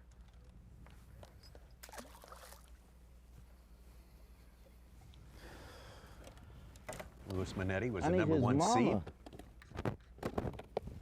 Based on his standing as a member of the Team of the Year for 2022. Him and Michael Fugaro never finished lower than 26th place in all of their tournaments through their journey to the national championships. That netted them the Team of the Year title. Michael Fugaro, sort of a different story for each one of these guys. Michael Fugaro had only been fishing for 3 years, his second year ever to fish tournaments. And he teams up with Louis Monetti, who for a lot of his college career has fished solo, searching for a partner, but not really landing on one. But boy, they clicked this year. Team of the Year, congrats to UNC. Oh, yeah. How much air is in the tires? The train station one.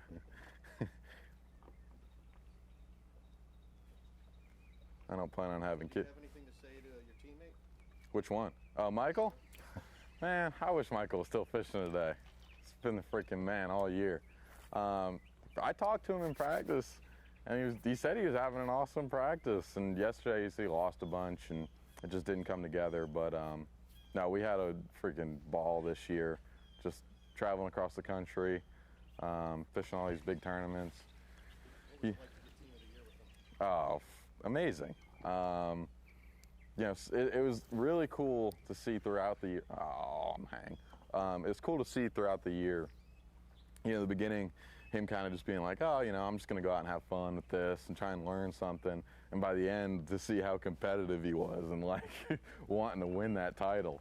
So it was really cool to see the transition. And, you know, just the coolest thing is he's one of my best friends in the world. So we just had such a good time, shared an amazing memory, or a number of amazing memories that we won't forget anytime soon. Really, really, just a special year, special dude. And I hope he fishes again this year. He's been talking. He says he wants to hang it up on top, but come on now, we can't win Team of the Year and then not fish the next year. He's fishing one of them idiots over there.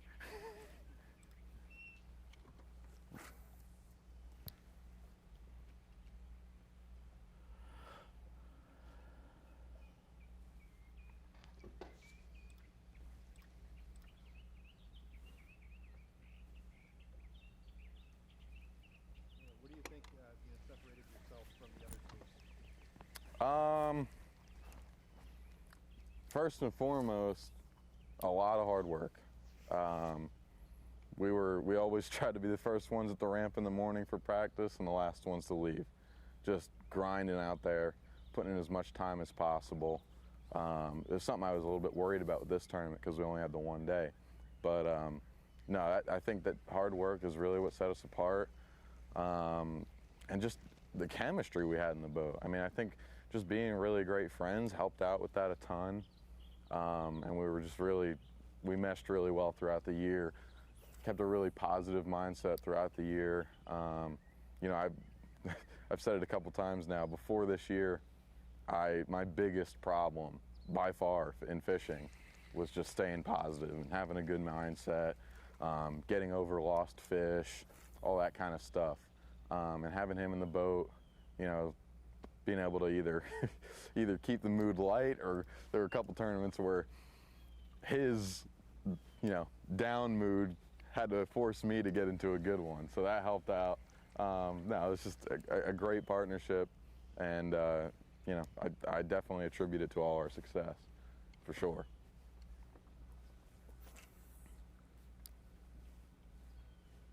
Very popular. Yeah. Team fish, Brandon? Did I ever team fish? Have you ever team fish? At home, yeah, before I qualified for the elites, and I mean, still fish at home team tournaments when I can. It's such a different dynamic, and like you heard him talking about how you can. One more thing. You can lean on your other that I guy. would like to add. Another big, I think a huge key to our success this year was just the support we've gotten from everybody at home. You know, it's been well documented how we're doing it out of this boat with, you know, crappy equipment and all that, but I think you'd be hard-pressed to find another team or group of guys that have gotten the love and support that we have from our parents, our friends, our family, and I honestly think that's a huge, huge part of it, because as we all know, this is not an easy sport. It's not easy to be out on the road forever, spending all this money when you should be back at home studying, or, you know, hanging out with your friends, whatever it may be. So to have our parents and our friends at our backs, it's been just a huge component of our success this year.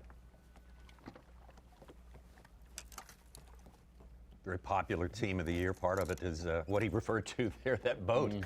We show you some more shots of that. It's a 26-year-old bass boat, and Lewis pointed out that, you know what, you can get the job done.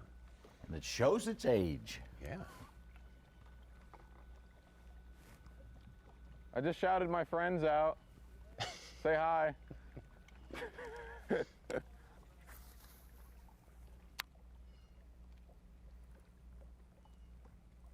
He's not wrong about that. It takes a support crew, no matter what level you're fishing at, you know, to be able to do it and travel and sacrifice that time. Can't catch one.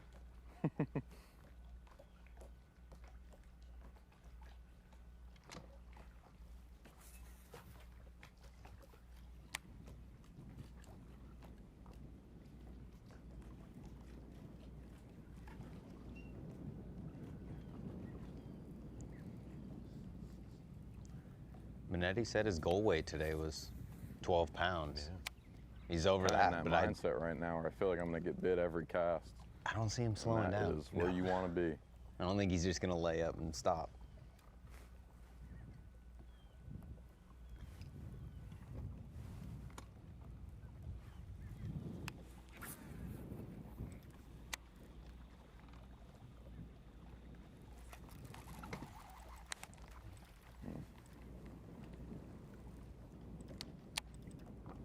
I don't know what happened there. Dude, he knocked the socks off this chatterbait.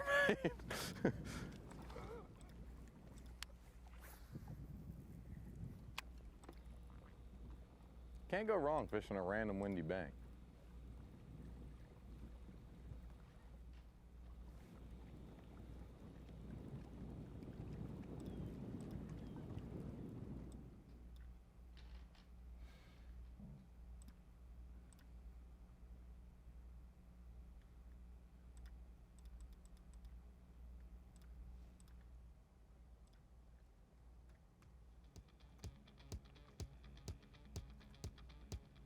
Well, let's take a look at our brackets. That's what it's all about today. Our 4 anglers will be taken down to 2. Once the fishing is done, lines out of the water at 3 p.m. local time. Right now, it's Lewis Monetti. Pretty good lead over Jackson Swisher, who caught 11 pounds plus yesterday. So look for him to continue to upgrade as he moves through all his spots he's going to fish today. Tyler Christie slowly adding to his total today, but still a good ways behind Seth Slanker, Florida Gateway College. Good stuff going on out there today. We'll be right back. Whoa! Look at the size of that bass! You're watching a Fox Sports presentation of B.A.S.S. Our day is clipping right along. Day 2 of competition at the Bassmaster College Classic Bracket presented by Lews. You're taking a look at Lake Greenwood, not Lake Greenville, or not Greenville, South Carolina, but this is near Greenwood, South Carolina. Right in the middle of the state here, about about 20 miles long, not huge, 11,500 acres, but plenty big for our purposes today. We are watching 4 anglers who have fished their way into today's matches. And 2 of them, only 2, will pass on until Championship Monday when we decide which of our college anglers from 2022 will take their place at the Academy Sports and Outdoors Bassmaster Classic from Upper Tennessee River, Knoxville, Tennessee. Fort Loudon, Tellico should be a big event. Great record-setting crowds last time we were there. 2019, excuse me. Later March this year, Brandon, what's your take on the Classic? I mean, I don't want to just give away any secrets. Oh, yet, wow. but I mean, that's a fishery that, you know, that time of year can be phenomenal, honestly. And it'd be really interesting to see what ends up playing more. You know, the smallmouth, the largemouth. Gussie really showed off the smallmouth during the elite event. Elite event, and you know, there's a lot of water to fish there. You've got Fort Loudon and Tellico, so it'll be a cool place to fish. One of these 4 is going to make it to that event, cool? Which is going to be exciting. We got head-to-head Monetti and versus Swisher, Tyler Christie versus Seth Slanker on the bottom. 2 of these guys will advance tomorrow, and then we'll be mano-y-mano tomorrow.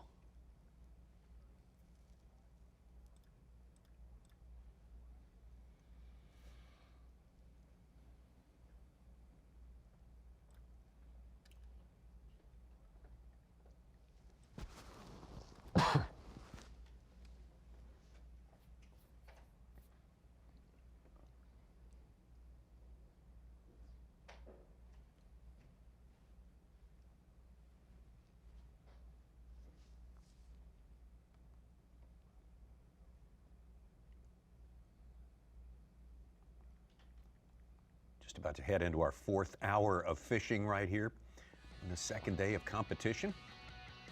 As we'll take this opportunity, especially if you've just joined with us, you might want to take note of our Strike King midday report as we take a look at our brackets as we go around the horn here. Lewis Monetti leading in his match with Jackson Swisher. And after hour 1, Lewis Monetti went crazy.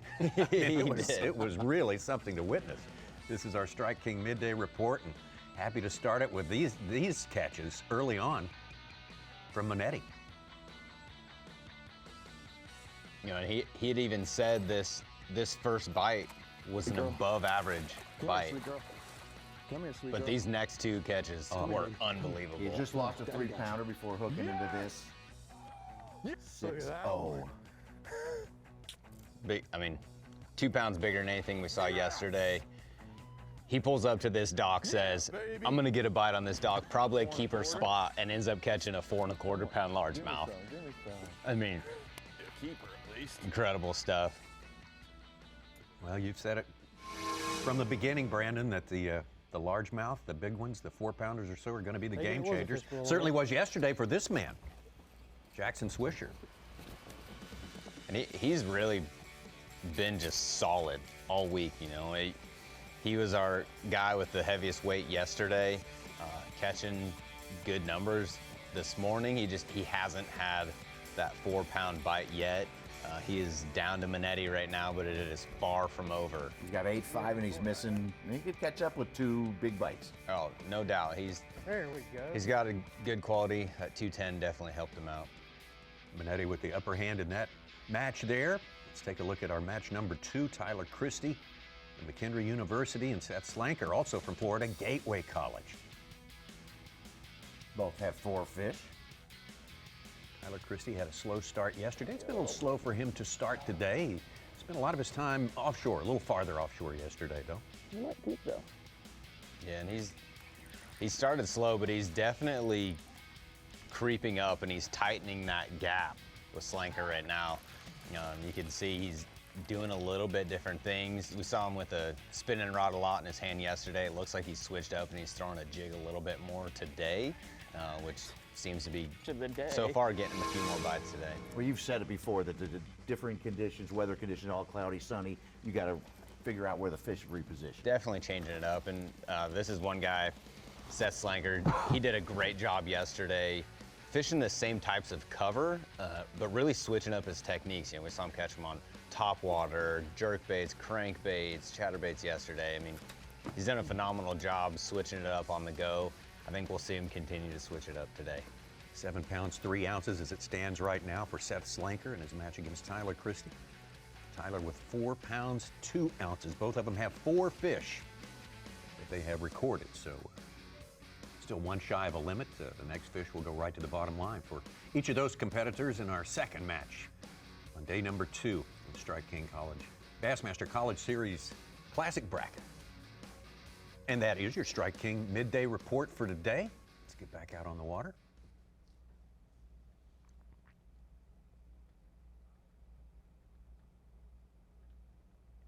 See if we can't get some better bites. And love it when a plan comes together. Doggo, what up? Woof, woof. Don't do it, don't do it. Woof. It's the arch nemesis of the bass fisherman, the dog. He's trying to make friends, though. He is. This is a sketchy cast. Oh, you're so scary.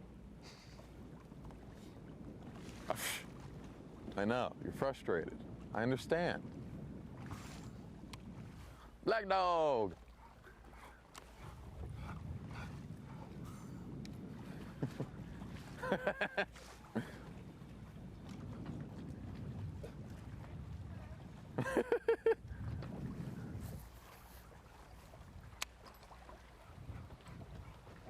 Oh, big woof. Big woof.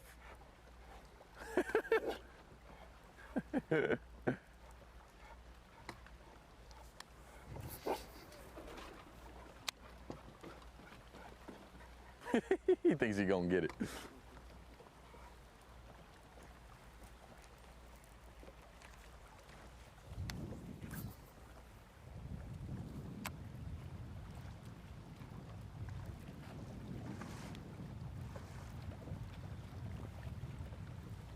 Oh, it's such a change in mood for Lewis Monetti from when we first visited him this Oh, morning. yeah, he was down.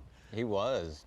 You know, I mean, he didn't have the morning that he had yesterday, and he was really starting. You could see those doubts starting to creep into his head of whether or not he should be doing what he was doing. And then he got that 3-pound bite and he lost it, and you know, you can tell that kind of set him back a little bit, but also gave him a little bit of confidence that there were some good bites to be had. And then when he caught that 6-pounder, I mean, that completely changed his outlook. You know, and then he's just, ever since that 6-pounder, he's kind of just, you can tell he's in a groove, in a flow, and not worried. You know, he still only has 4 fish for the day so far, but he's not, doesn't seem to be worried Sun's about really it. come out, which we expected, and the wind has definitely picked up. It should, theoretically, make this shallow bite with a chatterbait a lot better, but that has not shown to be true thus far. I mean, I did catch that one big one, which I guess I should see is the bite getting better, but no, it's been weird. I was just saying, I kind of expected more, you know, smaller spotted bass to be on some of these main lake, windy docks, and has not been the case, so.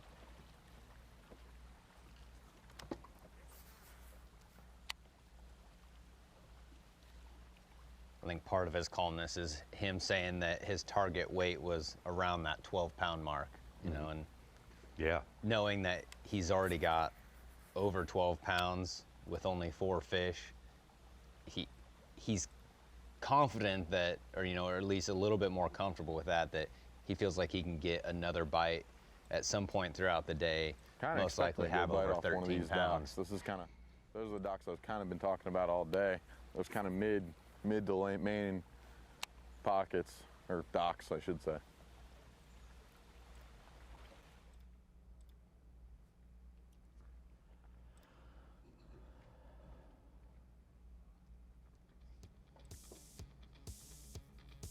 Yeah, nothing elevates the mood like 12 pounds and 9 ounces.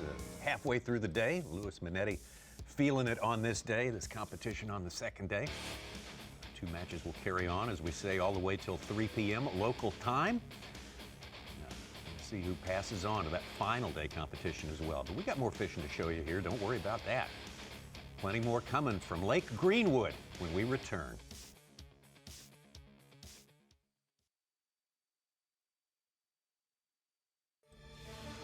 The biggest sporting event on the planet returns to Fox Sports, and for the first time ever, it's taking over the holiday season.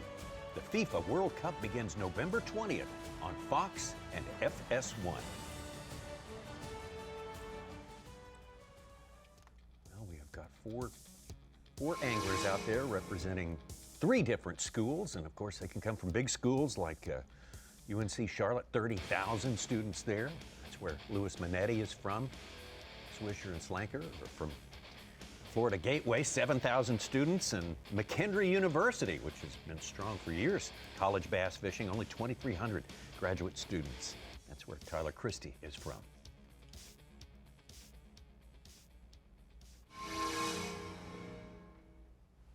Back to Monetti.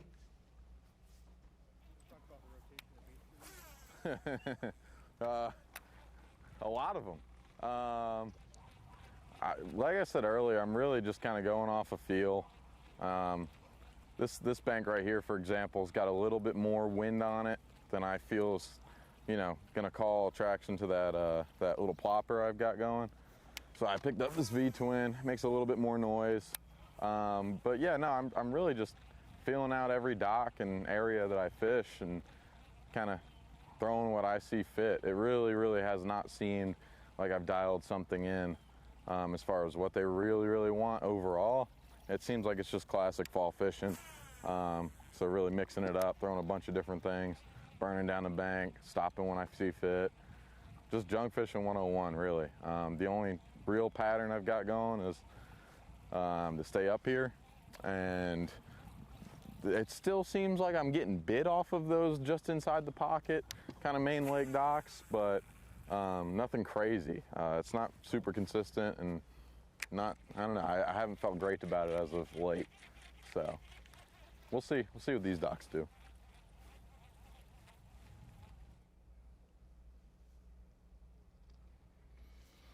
From Lews Monetti, let's go over, check in with Tyler Christie. We see him up lake a few points. Not just around the corner from the takeoff, not even around the corner at this point.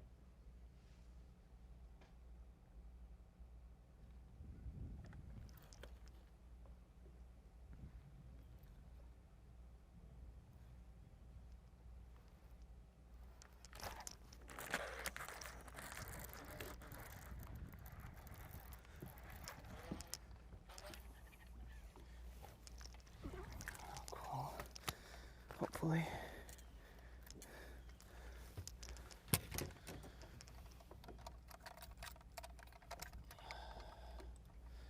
Maybe not. Oh yeah, you will. Okay. Come on, baby, settle down.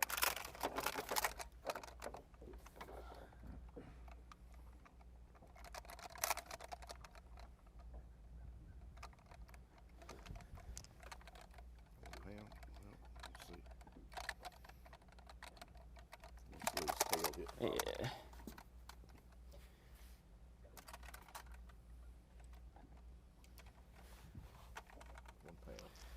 Alright.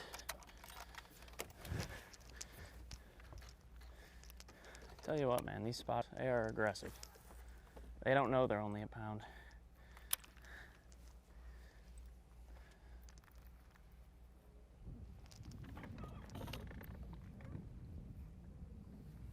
Tyler Christie with a goal to make it to the Elite Series, probably like the rest of the 3 competitors out there today. Stretch. Keep catching some fish. Hope one of them ends up being closer to 3. Alright,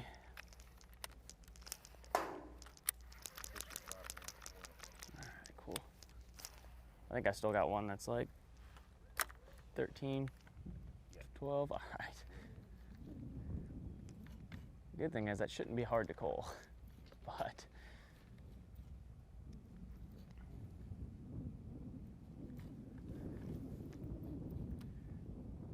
just hoping getting the big bites a little bit tougher on everybody today with this high sky. It's our second angler with a limit this morning, even though he had a slower start. Yesterday, Brandon, we had an average fish of Let's make a little move here. 1.8 pounds, about a little more than 1 3/4. He just brought the average down to 1.7 with his 5th fish, all 1-pounders. He's got 5-4.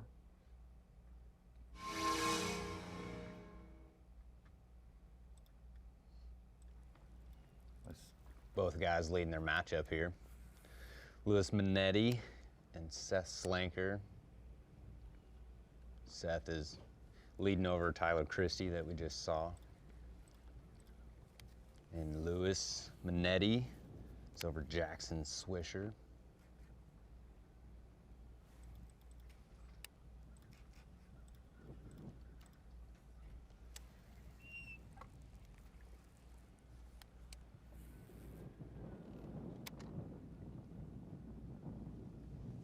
Turtle.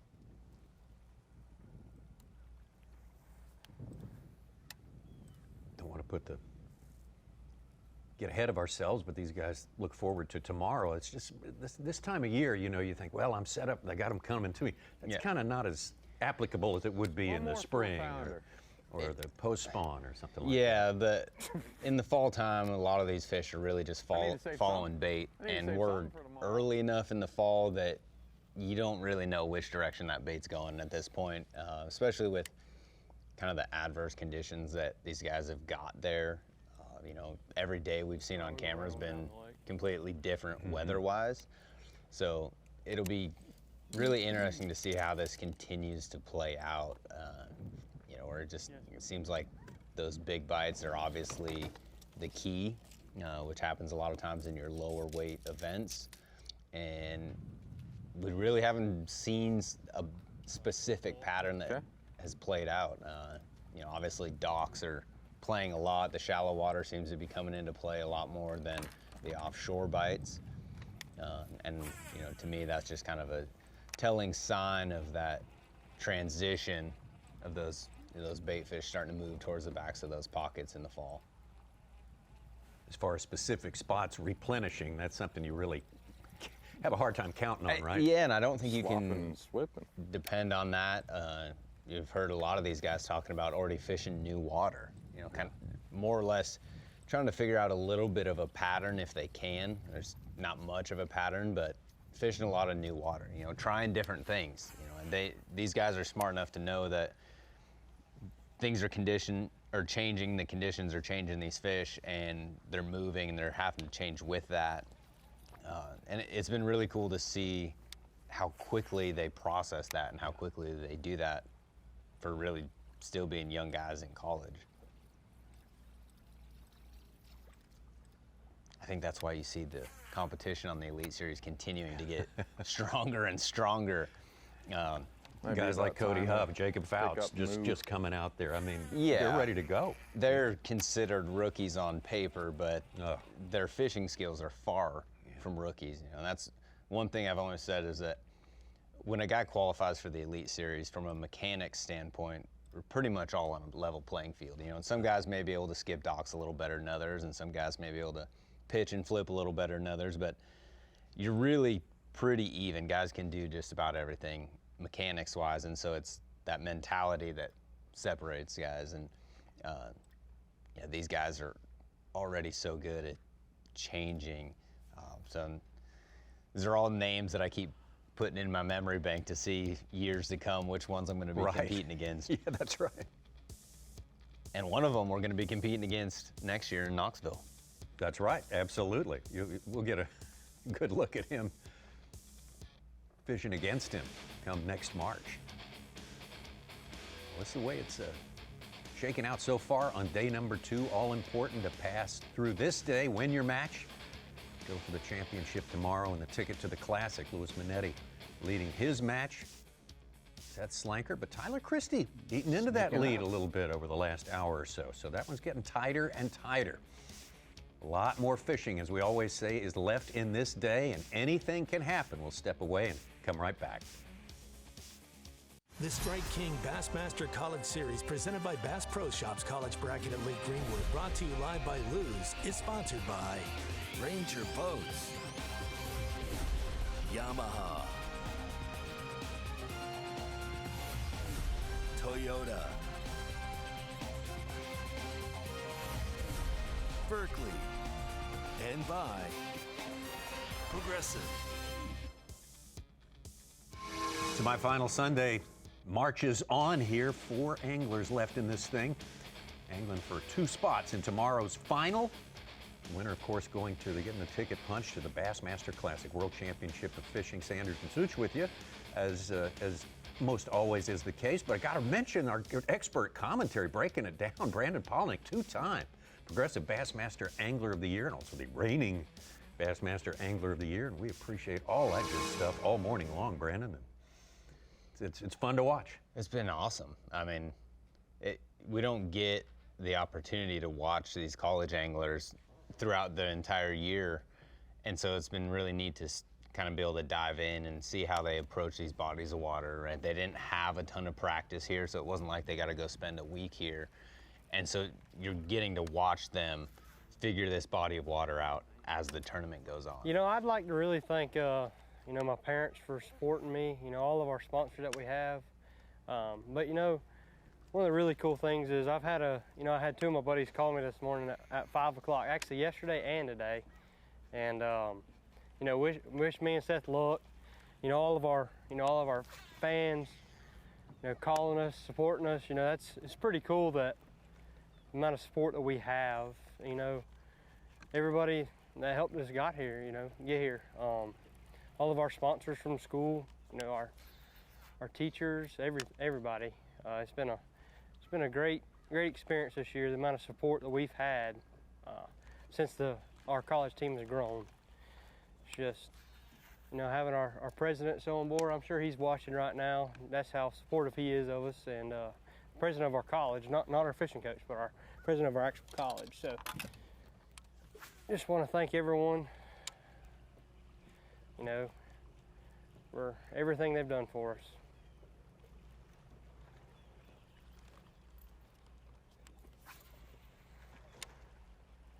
Props to Florida Gateway College for supporting college fishing like that. Wow, they got a couple of winners. That's awesome. On that team for sure. Brandon, you at 20, these guys at 20, comparisons, differences, how far along in their fishing career?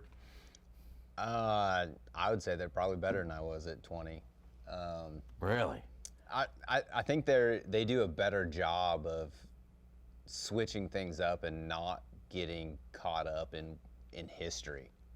That's what I've seen. I feel like they do a better job of just fishing on the fly than I did when I was that age. Interesting.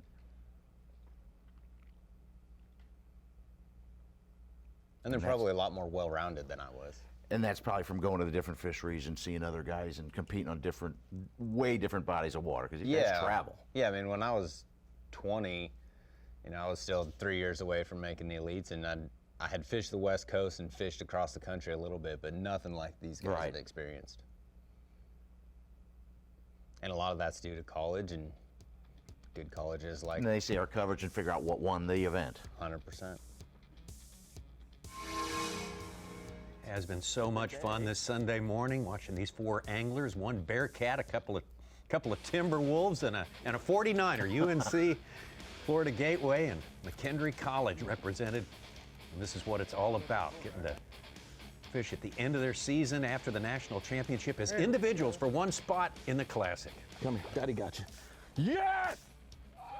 Yes! Look at that one. Terrific stuff. We have had some fantastic highlights today. Lewis Monetti with a couple of giant largemouth. Yes! There's the other one. There's a second. Yeah, baby. 6-0 and a 4-5. 4 1/4. Just, come on, give me some, give me some. These anglers will fish on, and you can catch that action on Bassmaster.com. They're going all the way to 3 o'clock this afternoon before this one is decided. 2 will fish tomorrow. Again, Bassmaster.com for that coverage. And tomorrow on Bassmaster.com as well for the final day's action. Thank you so much for joining us on Greenwood Lake and this one-of-a-kind event. We'll see you next time.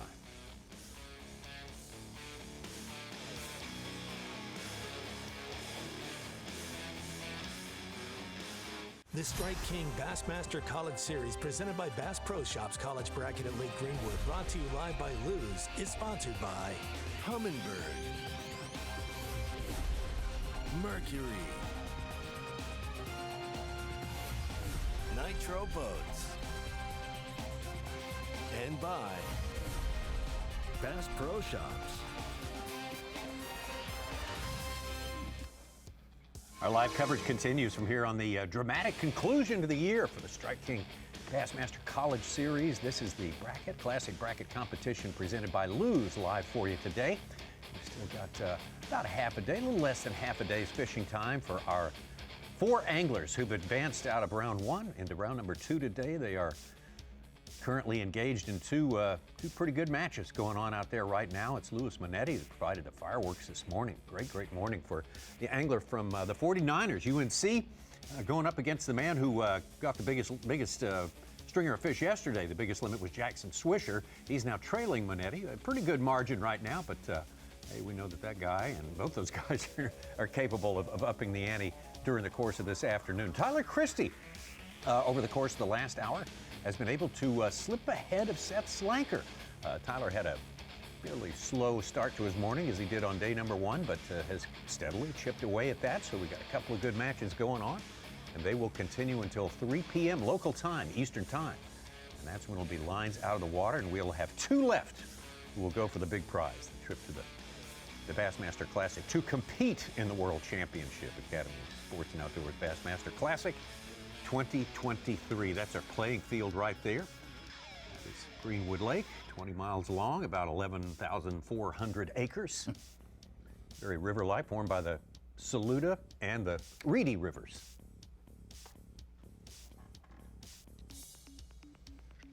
Was a largemouth haven for years. With Brandon Copper, our lead series angler, said we'd go down there and catch the big largemouth, but now a lot of spotted bass are caught there, and we've seen that this week, and the kickers of largemouth are few and far between. We have seen that. Yeah. Hey, welcome to the Bassmaster Studio, sponsored by Marathon. I'm Tommy Sanders, Mike Sukon, but our star attraction today, of course, is Brandon Polinick, the reigning Progressive Bassmaster Angler of the Year, 2-time champion and winner of that award. And Brandon, we've appreciated everything all day long. Contrast yesterday, but these guys, they're good enough to change. They're good enough to adapt, and we have had different conditions today, haven't we? Yeah, we've really seen these guys change throughout the course of this event, which is really cool to see for how young these guys are. And you can see just in the weather, the different conditions we had yesterday, you know, real low clouds, kind of the tail end of that hurricane. And today you see bright bluebird skies. Even this morning you could see those clouds pushing away from the lake. And, you know, Lews Monetti's done a great job of adjusting. We heard him say that he had spent a lot of his practice offshore, caught his bigger fish yesterday, and went straight to the bank this morning and started fishing shallow, and that's really paid off for him. And we've really seen all these anglers make good adjustments. I think we'll continue to see that. All right, Such, what's coming up this afternoon? Oh, my gosh, a tight battle for the Tyler Christie and Seth Slanker. Slanker has 4 fish. He's only 6 ounces back after Christie. Right. I mean, Jackson Swisher, boy, he needs a couple good bites to be able to catch Monetti, but the other battle, head-to-head matchup, is a tight one. All right, well, he's got time to do it, and time for us to get back out on the lake there and take a look at this match. Lews Monetti has provided us with our highlight reel today for sure, too. Great largemouth. And the big largemouth are the difference makers here. That was established pretty early on. We still haven't seen anyone way up the rivers. No, we haven't. And maybe your 6-pounder. Yeah, it has been a morning. Well, I guess it's now the afternoon, but it's been a good day. I still think we need to get rid of that little 14-ouncer. We got plenty of time. I'm really looking for one, 2.5 pounder, just your better than average fish. A little better than average, but yeah, looking for one more good one, and I feel comfortable. I'm not going to let off the gas just because Jackson's an amazing fisherman, and he's got all day, same as I do. But I definitely feel good about the day thus far. That 6-pounder was, oh, I just missed one. That 6-pounder was something special. One of the most memorable fish catches I've had in my life for sure. Especially so cool to have it on freaking top water on a little whopper plopper. I mean, man, just throwing that thing up there, and I don't even remember if I really was staring at the bait when it happened. I just kind of heard poosh and like turned, and the bait was just gone. Leaned into her, and there she was. We all three of us in the boat saw that thing. Kind of were surprised by how big it was. But when I saw her jump, the second time I think it was, and that little bait was just gone. I had a really good feeling that fish was coming in the boat. So I just kind of took my time with her. You know, 30-pound braid, you got to feel comfortable. Hold on. Little guy.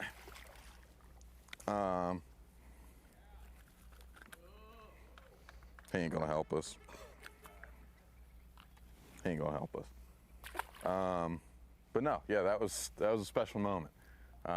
Looking for another one right now because, like I said, Jackson is an excellent fisherman. I know he's not letting off the gas, and I'm not going to either. I feel like if we can get one more good one, get over that 15-pound mark, we're feeling pretty solid for tomorrow. Got to get there first, but you know, we're gonna find out in a few hours. I'm excited.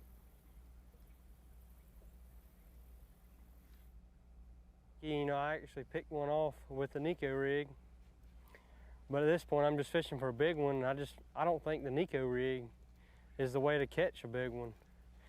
I've got, you know, the cookie cutter fish that I need. I just need, you know, a 5 or 6 pounder now. So I think I'm just gonna stick with the jig, and instead of trying to make small culls, I'm just going to try to make a big cull now. It does make me feel a lot better. I just got a bite and lost him under that dock, so I know they'll still bite this jig. But I just feel like this is my best way, the best way to catch a big one for me under these docks versus the Nico rig.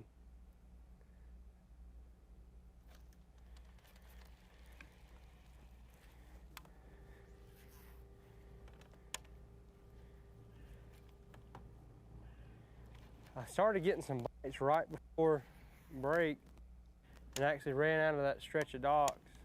The docks just ran out. The problem was they were all pound fish. You know, I culled once there, a good cull. Culled me about a pound, but right now I'm needing to cull several pounds at a time.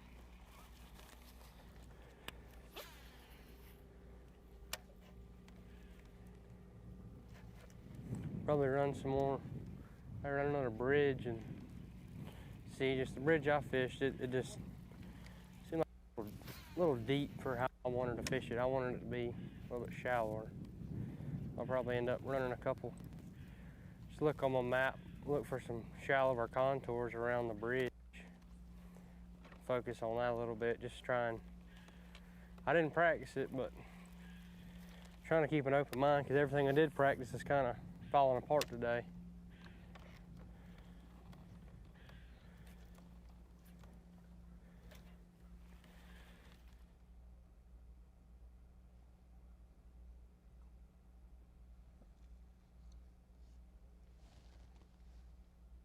Well, Swisher and Monetti constitute the match on the left side of the bracket there, and you can see again where they stand right now. Lewis Monetti with the big morning has put himself well out in front of Jackson Swisher, and Jackson said it best. I gotta get rid of a lot of little fish off of my dance card here, and if I'm going to be competitive at the end of the day. And let's take a look now at the other matchup. Tyler Christie from McKendree University, and Seth Slanker also from Florida Gateway College.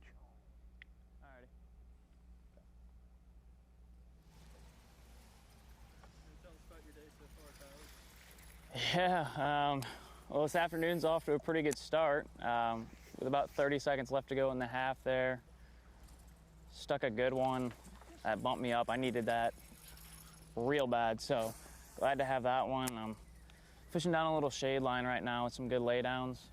I think I just had a good one come off on a chatterbait, but I'm around some fish right now, so I'm real happy to hear that. And if I can maybe catch a few more here, I definitely need to coal up. My smallest is sitting just under a pound right now, so if I can catch a 2-pounder, that's huge. Shouldn't be hard to get out, but you never know out here. Definitely gonna take another big largemouth though. So that's what we're gonna go out here and look for.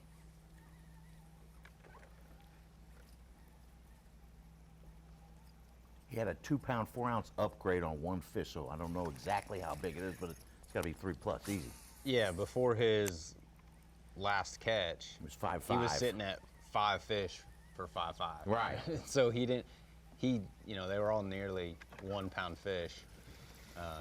So obviously a much better than average size fish that he'd caught.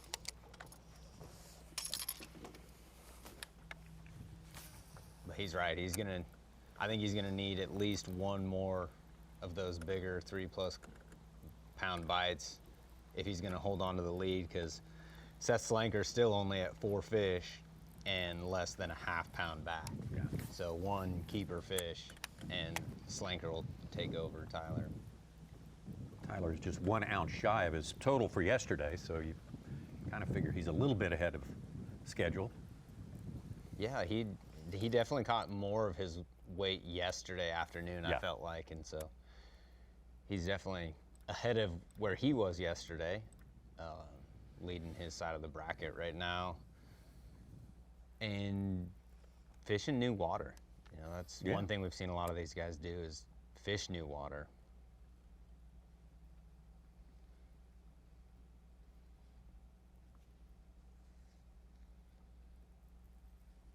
But I think when you've got an 11,000 acre lake, it's sometimes easier to fish new water because you're seeing a lot of it, right? Yeah. And a lot of these guys are staying on the lower end of the lake, so it's easier for them to kind of bounce around, fish newer water. They're not even using all 11,000 acres. Yeah, yeah.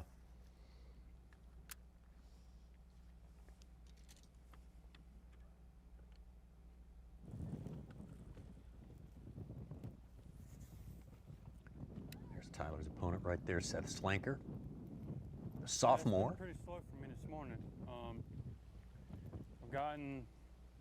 I got 4 fish so far, and a bunch of fish this morning blew up on my topwater plug and just missed it. And I've had numerous fish. I've caught all 4 of my fish came on a white chatterbait, and they just swap at it. And then that bite dies down after 9, 10 o'clock. So I came flipping some docks with a jig, caught several doing it yesterday. I just haven't got another bite. Missed a few fish. That would have helped me for sure on the chatterbait, but they never ate it the whole way. They just swapped at it and missed it.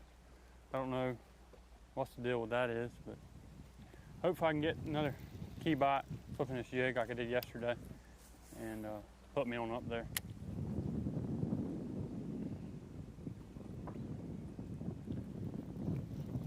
The different conditions today, I think it's more sunny.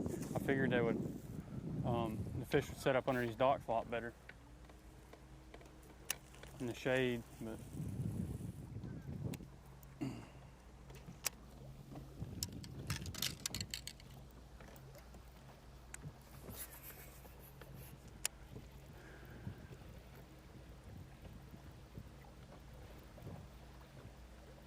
His last fish came running across the bass track between 2 the hours ago. docks with a white chatterbait and trying to pick up another fish.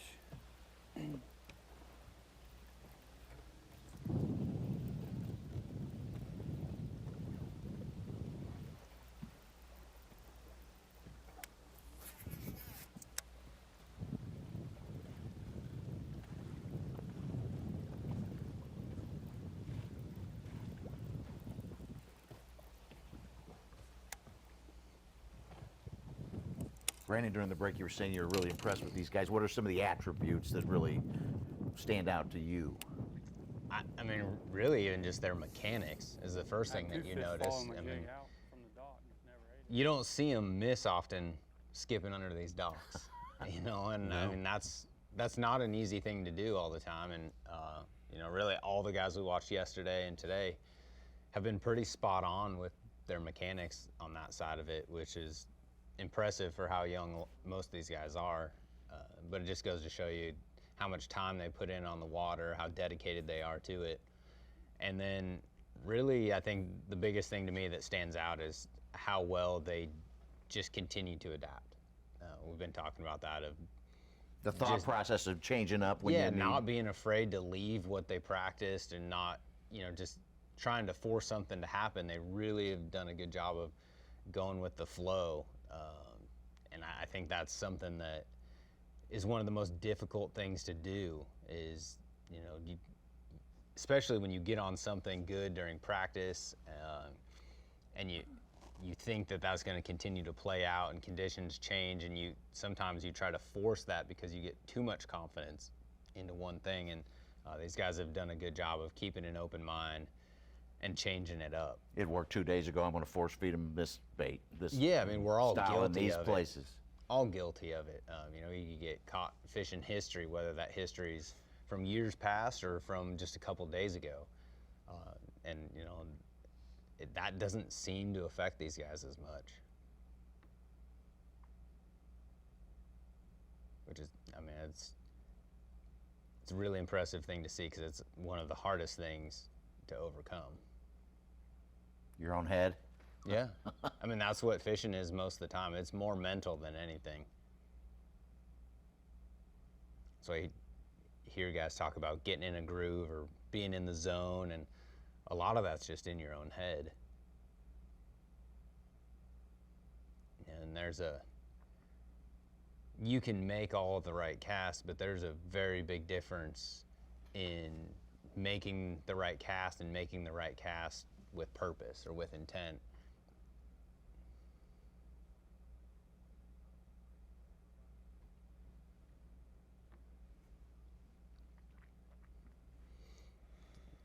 Well, they took their break. During the last hour, they get a customary break in the middle of the day, down for 5 or 10 minutes, just to sort of catch their breath. And if they choose to, they can be told the weight of their opponent in the match they're involved in. And all three of them, except the man top left there, Lews Monetti, chose to get the information. So Swisher knows what Monetti has. Christie and Slanker each know what the other has. But Lews Monetti chose not to. Why would he do that? Yeah. He also chose not to do that yesterday. Yeah. You know, and from watching him the last 2 days, I think a lot of it's just his mental approach. You know, he's confident in what he's doing, and he knows that by knowing the outcome, it's not necessarily going to do him any good. Right. Whether he's leading or not leading, he's going out there with the approach to catch as much weight as he can every single day. That leads right to you. Which of your AOI wins was closer in points? Which one was closer? Yeah, which one was closer? 17, but only by 2 points. I've won by 14 points. Okay, so you do know that you do take and count the points and look at the points, but only after the season. Okay. Yeah, after the season, I know. That rationale that you don't want to know what everybody else is doing. Yeah. So you keep your focus. You've explained it many times. Yeah, I don't. The worst thing you can do, I believe, is knowing where you're at, because even if you say that it's not going to change your thought process, it does. Subconsciously knowing, you know, what your other competitors I only need 12 pounds. Yeah, whether they're ahead of you or behind you, if you know, that's then in the back of your head, and that's going to creep into your thought process, especially when things get tough. If you don't know, then you're just forced into fishing the conditions that you have, making decisions based on what you're seeing on the water, not trying to adapt to what someone else has or what they're doing. And so I think that's a really smart strategy by Monetti. It would be easy to say that he's just doing that today because he's got 14 pounds and he knows that he's probably in good position. But we saw him do that again yesterday, you know, and yesterday he didn't, I don't even know that he had over 9 pounds when he chose to do that yesterday. So I think a lot of that's just in his thought process and the way that he approaches his fishing. You know, he doesn't get caught up in what everyone else has. You know, I mean. Well, you make a good point. He can't do anything about that weight, about that number he hears if he asks for the other guy's weight. No. You can't change that. And I mean, we've mentioned a couple times, but his boat is a perfect example of that. And this is not a dig on him at all. This is 100% a compliment. He doesn't have all of the electronics and everything that everyone else does, and he knows that, but he's not getting caught up in it. And I think that's where a lot of people screw up, is they automatically tell themselves that they can't compete because they don't have the latest and greatest. And that's not always the case. You know, I'm a huge proponent of electronics, and I believe that you know, they make our sport better, they make it more interesting, and a lot of times they make it more fun. But if you don't have the fundamentals, then, and you don't know where to go and apply the technology, it doesn't do you any good. And he's not getting caught up in that. He's saying, this is what I have to work with, I'm gonna make the most of it. And to me, I think it just lets him fish more free. He doesn't have anything else to think about other than just that next cast. And it's been really cool to watch. Yeah, I mean, yeah. And both these guys, as you see here, Monetti and Swisher, you can just tell that they're dialed in anglers. You know, they're phenomenal guys. All 4 of the guys that we have, really all 8 of the guys we had this week, are great. And yeah, it's interesting that he was the only guy that chose not to know. Yeah. It's not like he's going to be saving fish. I mean, sure, he'd like to have some spots tomorrow because it's a 2-man race tomorrow. He's got to keep his foot on the gas all the way through today. 100%. And I think he's really, right now, he knows that he's in good position whether or not he's leading or not leading. But he's really looking and fishing a lot of new water, I bet, right now, putting as many clues into his memory bank as he can, thinking that if I make it to tomorrow, I want to, you know, have as many clues as possible to make all the right adjustments going in, and he's constantly calculating. Nice look from above at Lewis Monetti's spot right there. Looks like he may be getting ready to move a little bit.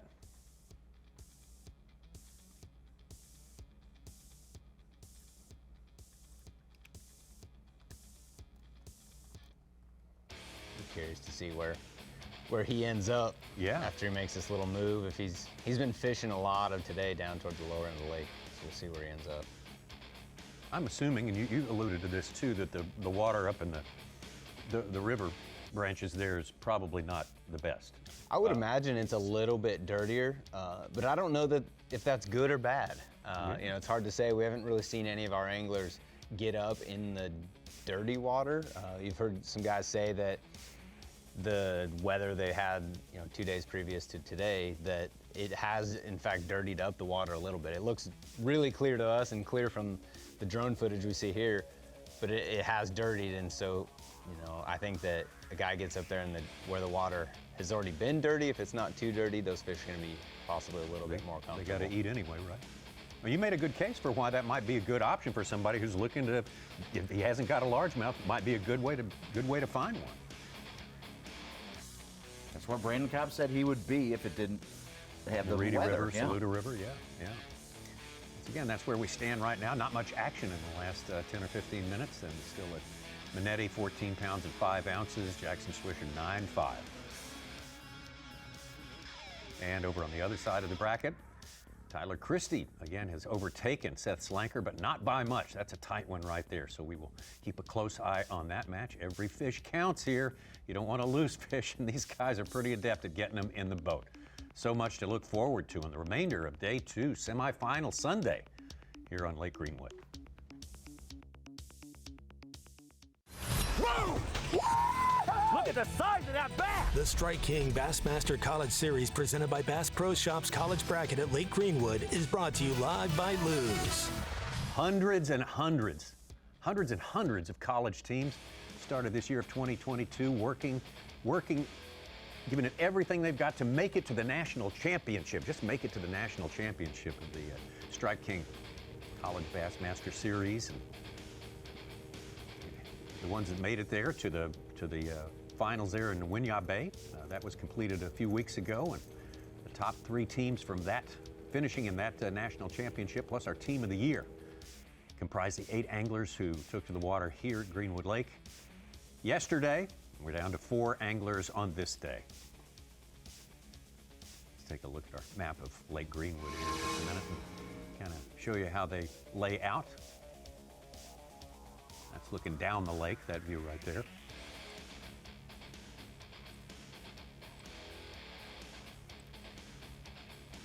Let's go out to Tyler Christie. Second closest to the dam there, not too far. He hasn't been far from the takeoff all day. No, he stayed pretty close. Yeah.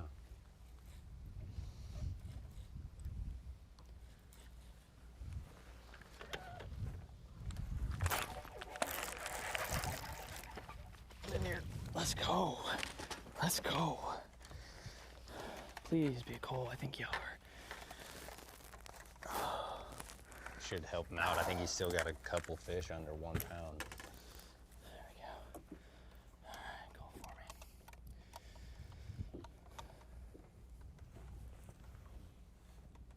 for me. 1-8. All right. There you go, bro. 1-8. That's a good call right there.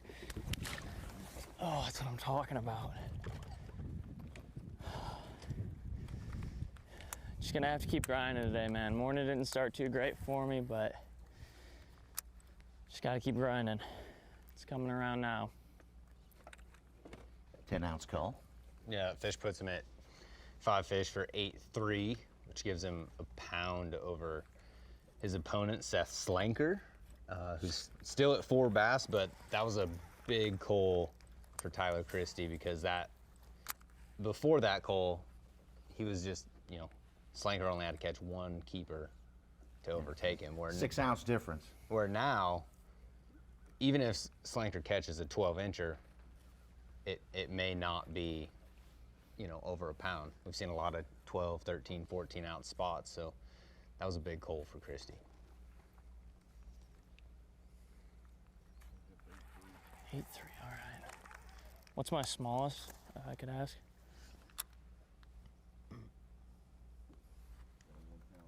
1 pounder, all right. It's another doable one.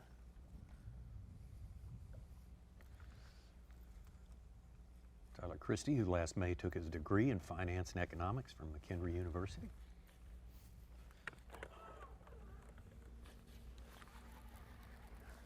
Fishing tournaments for a good long time, dating all the way back into high school, well back into high school years.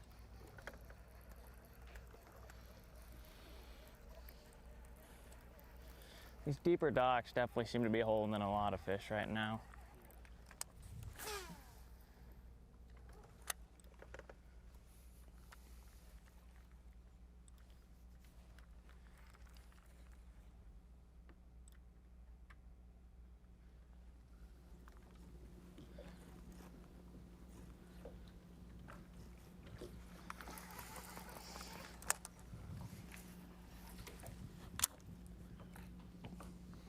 Little overhead view of Monetti there.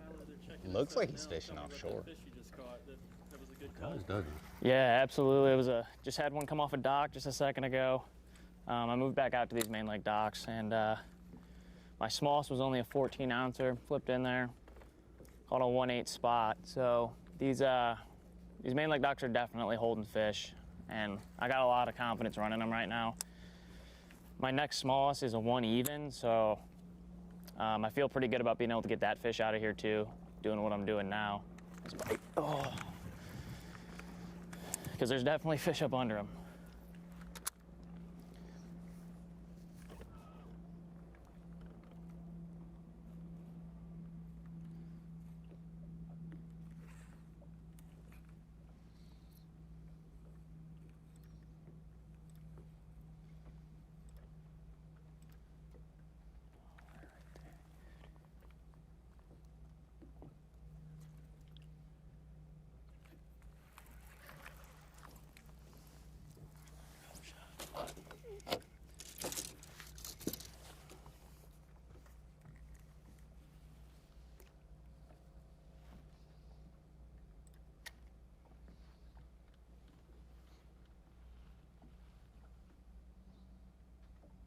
Lewis Monetti is definitely fishing offshore. First time I believe we've seen him do that all day today. Spent a lot of his morning yesterday fishing offshore, but felt like he wasn't getting as big of bites. But I imagine he's sampling it now since he hasn't had big fish, many shallow bites in the last couple hours. There, but kind of sampling that offshore stuff again. It's like 3 or 4. Trying to gain as many clues. Yeah, I was wondering if you think he was comfortable enough with his weight today to check out something that maybe you'll play in the next 24 hours. I don't know if I'd say he's comfortable enough where he's laying off, but he wants to catch another. I think he's comfortable with his weight enough to feel like he can do a few other things, check some offshore stuff. You know, oh, they're so tiny. Almost kind of sample as much as possible. Because you got to think that he feels confident with 14.5. You know, it's 3 pounds more than we saw yesterday. Arizona would say, keep it honest. Yeah, exactly.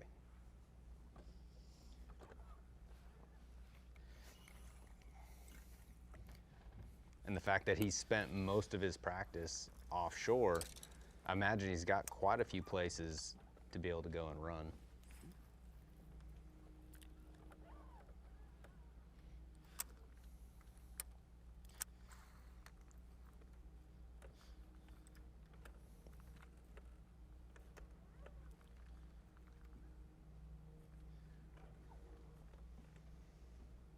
A lot of these docks are setting up so perfect too. On this main lake, they're kind of like built out in like a real gradual drop to about 6-7. It's pretty flat. And then right at the edge of the dock, it's like right where the channel starts to drop off in about 9. And I think a lot of those fish are just, they got 2 things to stay on. They got the dock and the drop to sit on, so. And I think pretty much every bite I've had today has come off the front of the dock where that drop is, more or less.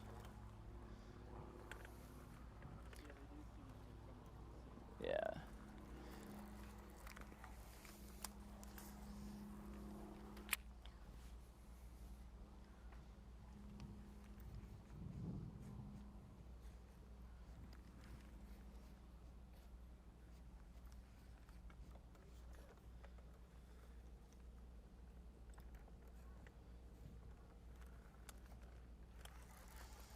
And they don't really seem to get on these ones that are just flat the whole way.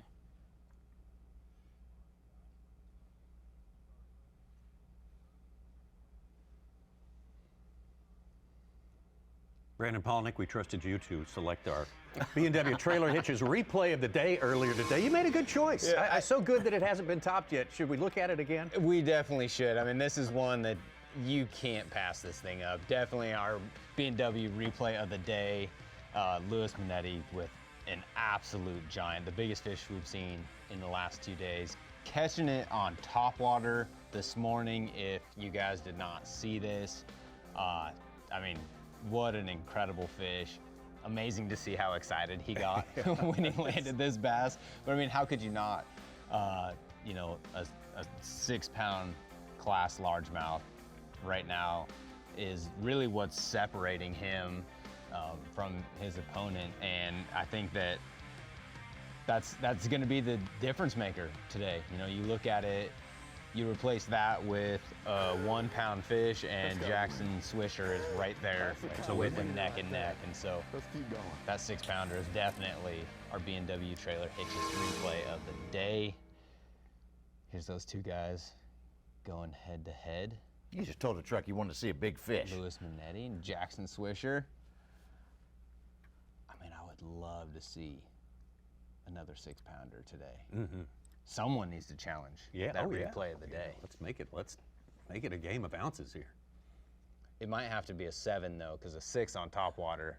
Yeah, how do you it top might have to be a 7? It might have to be a 7 on a jig. Way up on the food chain for sure. Boy, 5 pounds back, 7 may certainly do it. That's what Get I'm him on saying. top. I mean, would certainly. It's not undoable here. We had our scouts, Brandon Cobb and Davey Height, say there's some big largemouth here. You will see a 6-7 pounder. Yeah. He was correct. And Schroeder that joined us earlier, he said he'd caught a 7+ in practice. Yeah. And I believe he actually caught that one offshore. Swisher's hooked up here.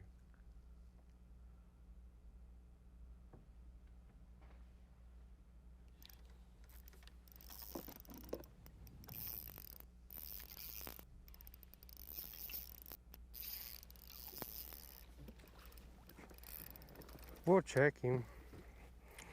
I don't think he will, but well, we got him, we might as well. Yep.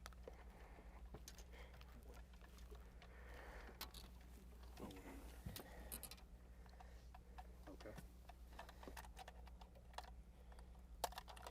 Probably about a pound, pound and a quarter. 1, 2.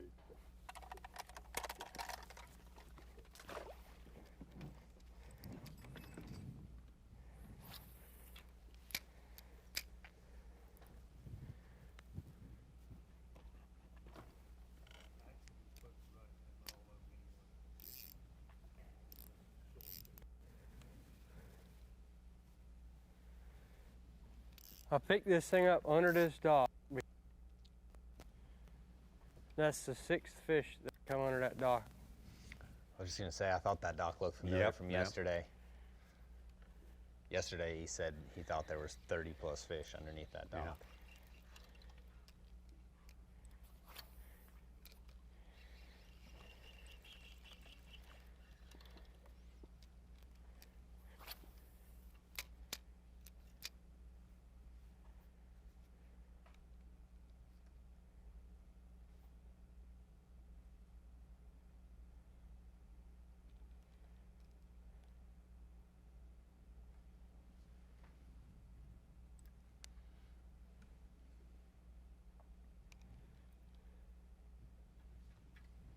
Look at all 4 of our competitors from both matches out there today. Want to remind you for the first of multiple times that we will be showing you Championship Monday action starting at 8 a.m. Eastern Time right here on Bassmaster.com tomorrow.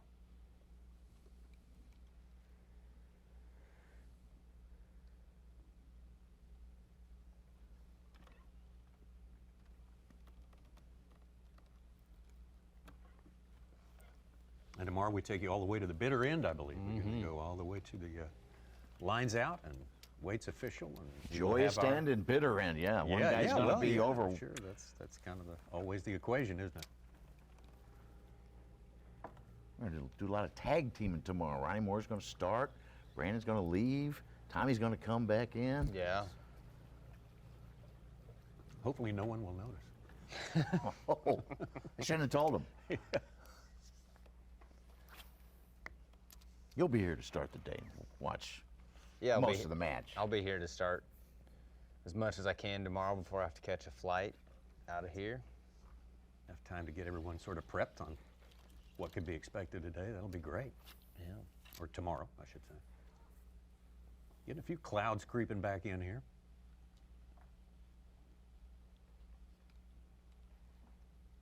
I don't think they got as much wind as they thought they were going to get today. Yeah. Talking about 10 miles an hour earlier in the week for today. Of course, it's been a kind of a crazy week for weather. Here we go. Swisher. Come on, be a big one. Oh. Yikes.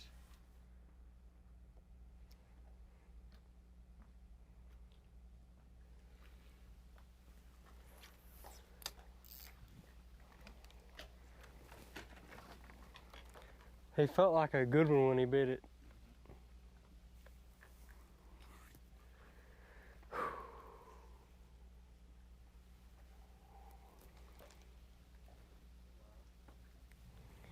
So I just, I know I was saying I was just gonna throw that jig around, but I saw a big one yesterday, like a 4-pounder follow my jig out right through here.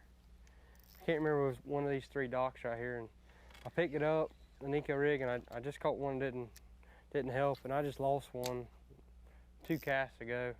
I don't know how big it was. It felt like a good one, but it's hard to tell. He had me all wrapped up in the dock. I got him out, and he just pulled off. So I really just picked this Nico rig up because I know there's a big one under one of these 3 docks. I can't remember which one it is. And just wanted to give him a different little look. I'm gonna really pick them apart just so I'll know that he won't bite if he's there. I know he's got to live under them, so. I hope that wasn't him I lost, but just gonna keep plugging at it. Starting to get a few bites, which gives me a little bit of confidence, but still need a big one.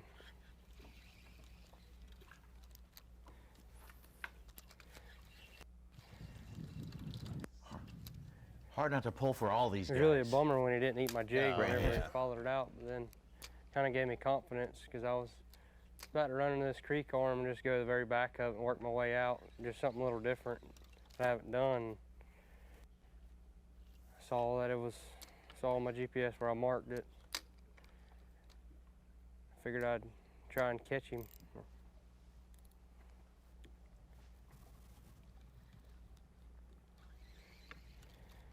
It's just, the whole jig bite, I'll throw the jig for, hours at a time without a bite, and then, I'll pick this up and I'll get a couple bites. So it's kind of a difficult decision to make because I just can't get bit on a jig today. I don't know what the deal is. I had to grab a different rod. I got a wind on this one.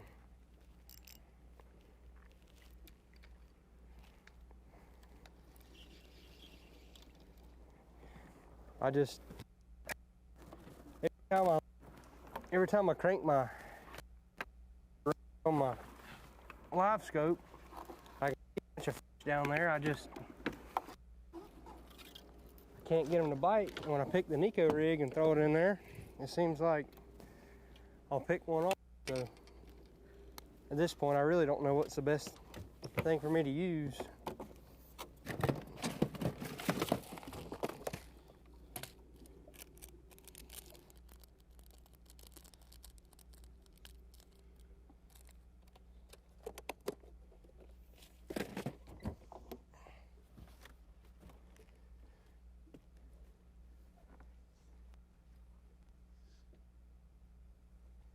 Brandon, you're out there. I've noticed I'm seeing a lot more fish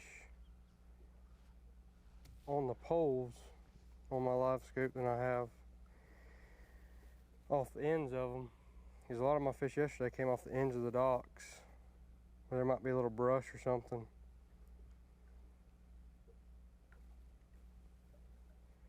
I'm just trying to force feed them that jig. They don't want to commit to it. Let me ask you, you're out there, you need a big fish. What are you doing today in these conditions? I'm throwing a swim bait. I mean, I'm a swim bait addict, but I'm probably gonna pick up like a Stormarashi glide or like a mag draft or something like that. Where would you be throwing? I would probably be fishing a lot of these docks or anywhere that gives an edge. And close access to deep water. So that could be a brush pile, on a steep drop on a point. It could be a dock edge, but somewhere, I like the places that have a good flat that runs into that deep water and creates a good drop, a good close access to deep water. I feel like that's where those bigger ones are more comfortable transitioning.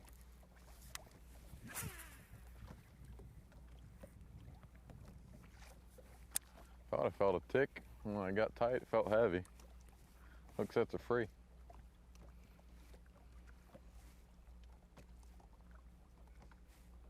But I mean, when you start doing that and you start throwing around 6, 7, 8-inch baits, your number of bites drastically decreases, but your odds of catching a big one, I feel like, often increase. Well, you got your limit. You eliminate catching these 1.5 pound, 1.25 guys. Yep.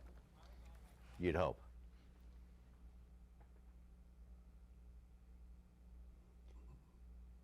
Well, anyone who watches Bassmaster Live a lot knows that just about everywhere you go, almost everywhere you go, no matter the size of the lake, the conditions, there's always a lull period. That's the last 30 minutes has pretty much been a lull, which is not unusual. You can break out of it at any moment. Nothing has happened in this match between Lewis Monetti and Jackson Swisher. They're holding steady at 14-5 and 9-5. Tyler Christie was able to upgrade a little bit there, 8-3 now, to expand his lead to a pound ahead of Seth Slanker. So we're looking for things to pick up as we take a quick break here. We will turn it around and come right back. Whoa! Look at the size of that bass! The Strike King Bassmaster College Series presented by Bass Pro Shops College Bracket at Lake Greenwood is brought to you live by Lews. Hope you're having a great Sunday. It's certainly perfect weather here, central part of the state of South Carolina.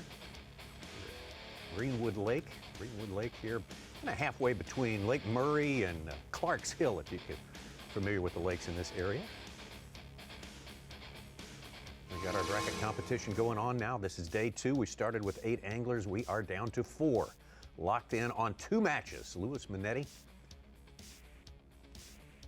going up against Jackson Swisher and Seth Slanker taking on Tyler Christie, trying to catch up to Tyler Christie right now, who's just passed him. Let's go out to Seth Slanker right now. He's 1 pound back. Still got 4 fish.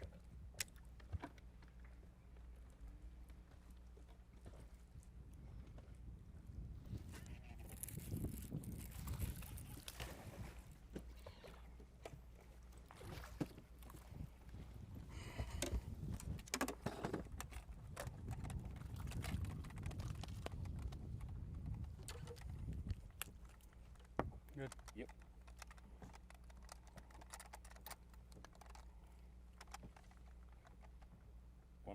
One pound, 6 ounces. 1 pound, 6 ounces. Thank you. And there's a limit. And that is going to put him over Tyler Christie for the moment. 8-9, 8-3. Gosh, that's a tight race. It was 6 ounces a little while ago. Tyler Christie calls. Slanker catches number 5. These are official weights too, folks. This is all catch, weigh, and release. So what you see on the leaderboard is the actual weight. That's what I'm gonna do. He and Christie knew the other angler's weight, so they're kind of figuring out what those last fish might do to the score. Yeah, they both knew how tight they were in their head-to-head matchup. Back to Monetti and Swisher.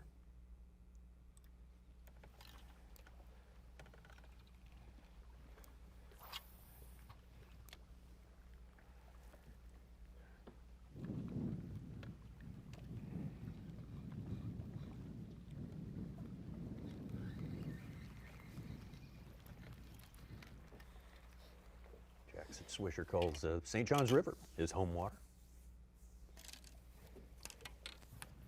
That's a pretty good place to call your home water. You can get your line stretched down there. There's some giants. Yeah. And the thing I like about the St. John's River is it's actually a very versatile fishery, more so than a lot of places in Florida. You know, it's tidal water, but you can fish some offshore stuff. It's a great sight fishing venue. It's got good vegetation in a lot of places, and so a lot of different techniques that you can, kind of pick up on fishing there. Yeah, we've had some fantastic tournaments there in the last decade for sure.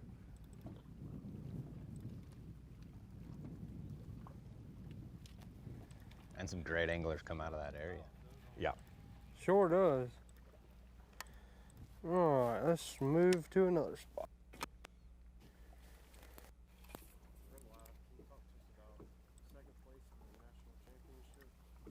So, finishing second place, it was a pretty cool thing.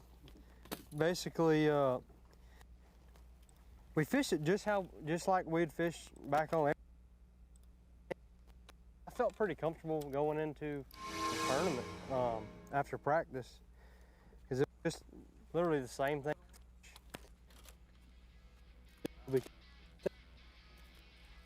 Yeah. Because, you know, we get to fish.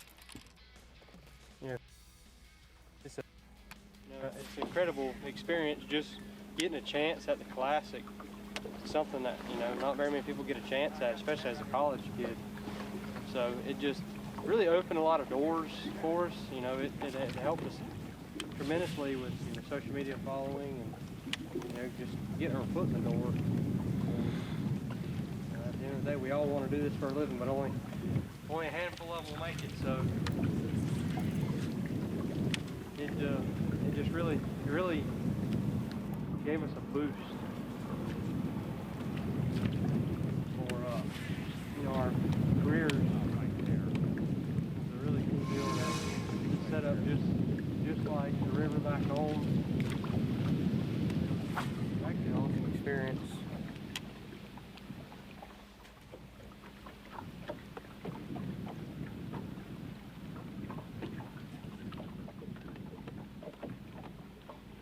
Scenes from Winyah Bay. Probably one of those things that is just one of those once in a lifetime. Still in a 2-bite. Okay.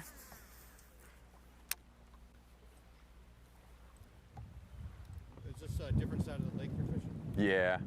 Yeah, we're on the opposite side of the lake now. Same side where I caught that 4-pounder yesterday. Just the opposite end of the bank, just to kind of get a feel for it. You know, I got some other bites on that bank yesterday, but I kind of want to check this side out. Hadn't seen it yet, so we'll check it out. You know, it could be said that I'm practicing, but I'm really not. This is just kind of how I like fishing stuff that, you know, maybe I hadn't fished. Basically fishing the moment, I guess we'll say it is. That's what we're doing.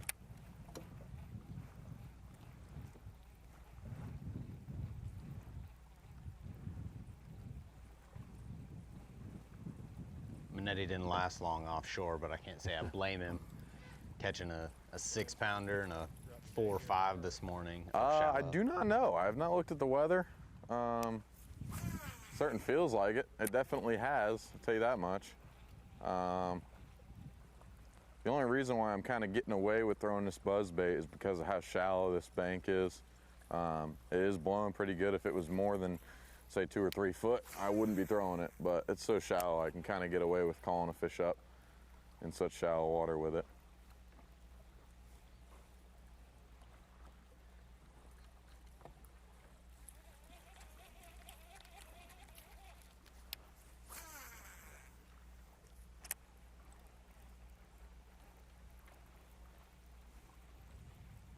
Saw him yesterday catch his biggest fish, a 4-pounder on a buzzbait.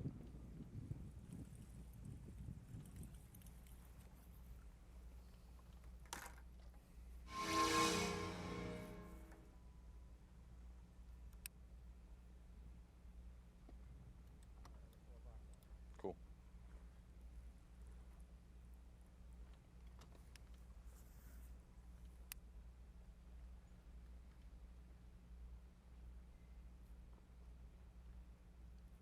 Tyler, Christie, and Slanker kind of going back and forth since the midday break. It's a tight one. Yeah, closely matched up, these two.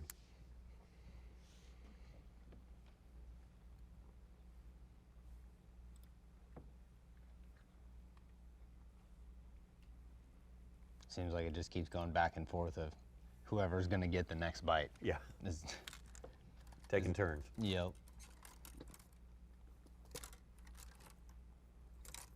A little more organized here.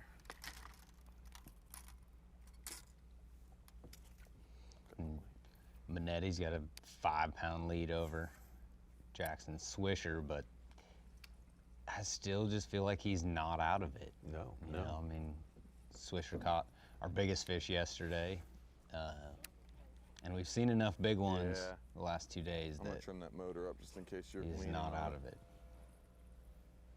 I'm about throwing Michael off the boat a couple times doing that. You're fine. I don't know if we've seen. Yeah. Eastern, they got about 2.5 hours left to fish. Yeah, that's plenty of time. Yeah. I don't think on Bassmaster Live we've seen this much boat dock action since the Classic. It's been a while. Man, Yeah. there's been a lot of it. A little too shallow back in there. You're mentioning the skills these guys have. We saw somebody in the Classic hit the side of the dock a couple times. I'd do it. Oh, we weren't talking about you. I thought I'd get lucky there. Oh, trust me, it wasn't me. Thought I'd get luckier. Not my Classic performance last year. I thought I'd get luckier.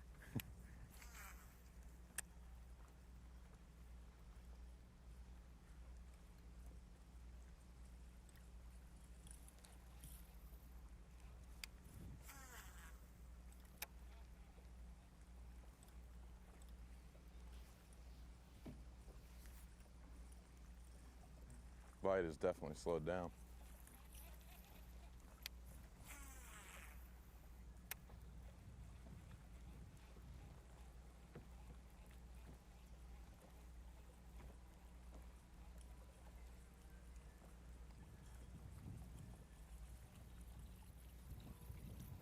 I feel like those post-frontal conditions are finally starting to catch up. Yeah.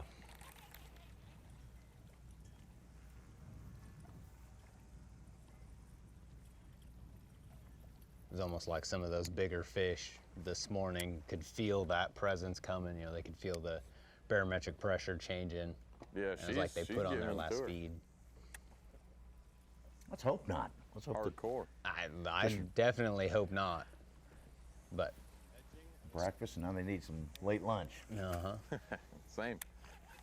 And you'll see that happen sometimes where, you know, you'll get that afternoon bite where those fish kind of fed first thing in the morning, and then you've got, you know, almost polar opposite conditions today where it almost takes them a little bit to readjust and get set up.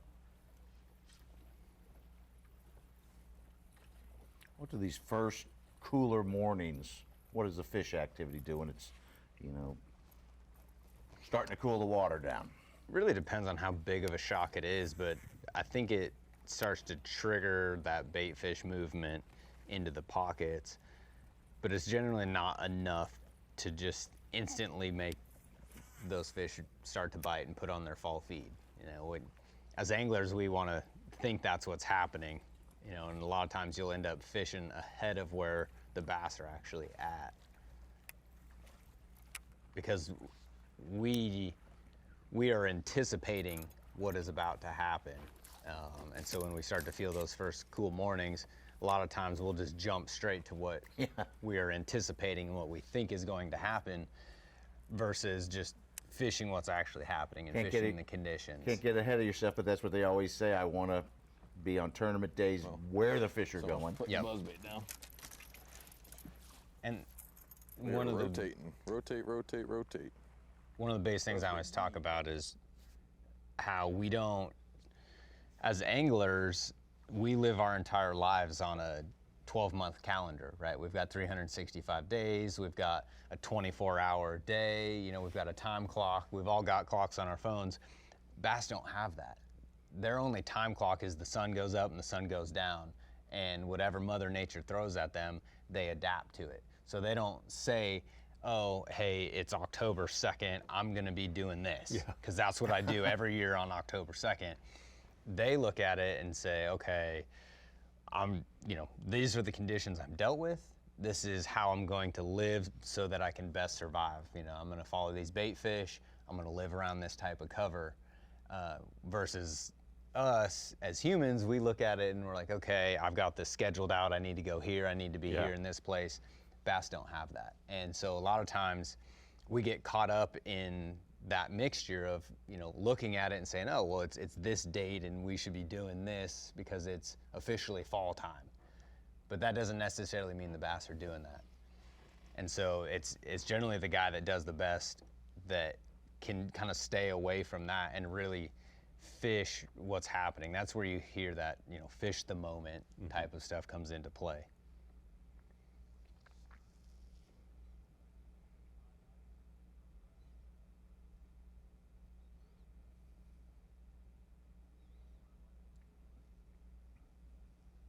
I do that. I eat the moment when the shrimp are coming up, from the Gulf. You respond to stimuli. Yeah. That's right.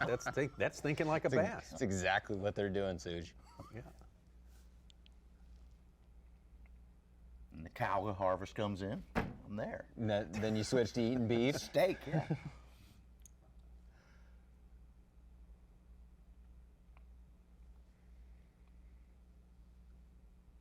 We're going to watch a few fish catches here just to kind of whet the appetite a little bit. When we come back, I'm gonna test your theory, Brandon, about if these guys are fishing the area between the docks there. That was an interesting theory that you laid out yesterday. I haven't seen them doing that too much today. No, not nearly as much today. And that could be condition prone. Could be. We got one very tight match going on right now between Seth Slanker and Tyler Christie. There we go. Come here, Daddy got you. Yeah! Jackson Swisher, and that was the moment this morning. That was the wake-up call for everyone.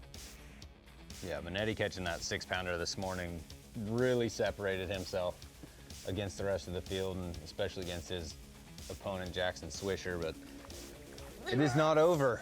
It is not over. Absolutely not. Baby. 4 1/4. Come on. Give me some. 2 hours and 20 minutes of fishing time left for our 4 anglers out there today. And once again, we look at our scores. These are official now. 14 pounds, 5 ounces for Lews Monetti. Great morning for Monetti. It was a lot of fun to watch. Jackson Swisher with 9.5 to trail him. Tyler Christie now trailing Seth Slanker. Back and forth between those two anglers since the midday break, and they'll go back and forth as we continue on. We'll do that when we come back. The Strike King Bassmaster College Series, presented by Bass Pro Shops College Bracket at Lake Greenwood, brought to you live by Lews, is sponsored by Minn Kota, Power Pole, Skeeter Boats, and by Rapala. Head-to-head college bracket fishing here for the main prize, big prize too. A chance to fish in the World Championship, the Academy Sports and Outdoors Bassmaster Classic coming up in March of 2023. And not just that, you get paid entry. You win this one, you get paid entry in the 2023 Bassmaster Opens, plus the use of the Toyota Tundra and Nitro boat. Fully rigged Nitro. Fully rigged, yes. Luis Monetti It's a big would day. sure It's going to be a big day for somebody tomorrow. Big, pretty heady stuff for a college student, but these guys, boy, they are polished and poised. They are well suited to the task here. Some talented group of anglers here. Down to 4 of them right now, Tyler Christie and Seth Slanker, as you see right there. Very close match going on there. Lews Monetti, though, with the upper hand and has had it all day long over Jackson Swisher.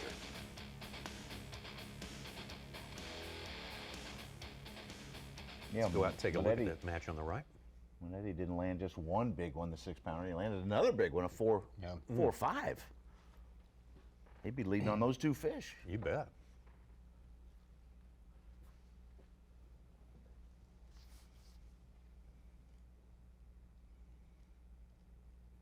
At the break, they knew they were close, I guess.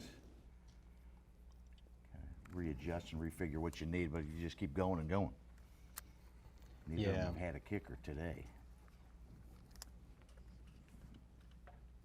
Slanker had a 3.6 yesterday, is this big, and I think maybe the one fish we missed on Tyler Christie was around 3+. Yeah, and when we took our longer break earlier today, both these guys opted to find out what the other one had.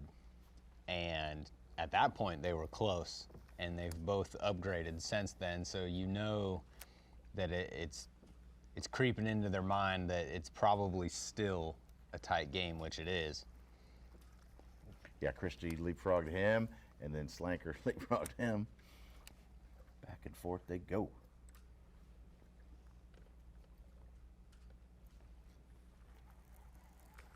And Slanker had 10-13 yesterday because he really had a good day catching a lot of fish.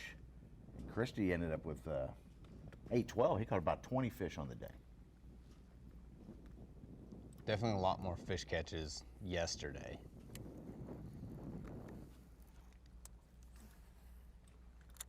Sorry, he had 7-10 yesterday.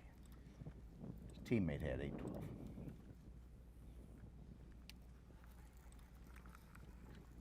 You're just picking up with us. Yesterday was kind of the wake of the passing of the hurricane.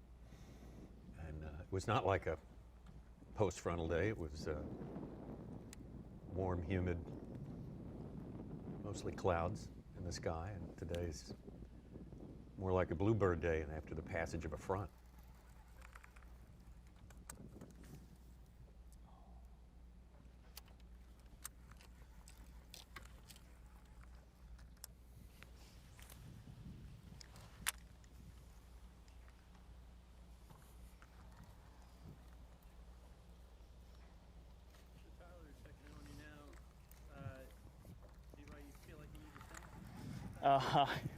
I got way too many people I feel like I gotta thank that have honestly either helped me get here or at least been with me the whole time. My parents first and foremost. I mean, they do everything for me. My dad's been my mechanic for the past 4 years of college fishing, and if you know me, you know I can break some things on my boat, so having him there at every tournament was just incredibly helpful, and I'm so thankful for that. I always got to give a shout out to Joe's Outdoors. Those guys support me and everything. Last time I gave them a shout out at the weigh-in. This time I gave it on Bassmaster.com, so hopefully they like that. I know I got a lot of friends back at McKendree that are watching me, so shout out to them. Hopefully I can get a big one for them, another big one, and show it off. But yeah, I've had so much support over these last 4 years. It's honestly incredible, and I'm so thankful for everybody. Everybody that tunes in, all the Facebook comments, it's just insane to see how much you guys support me, and I'm super thankful for it.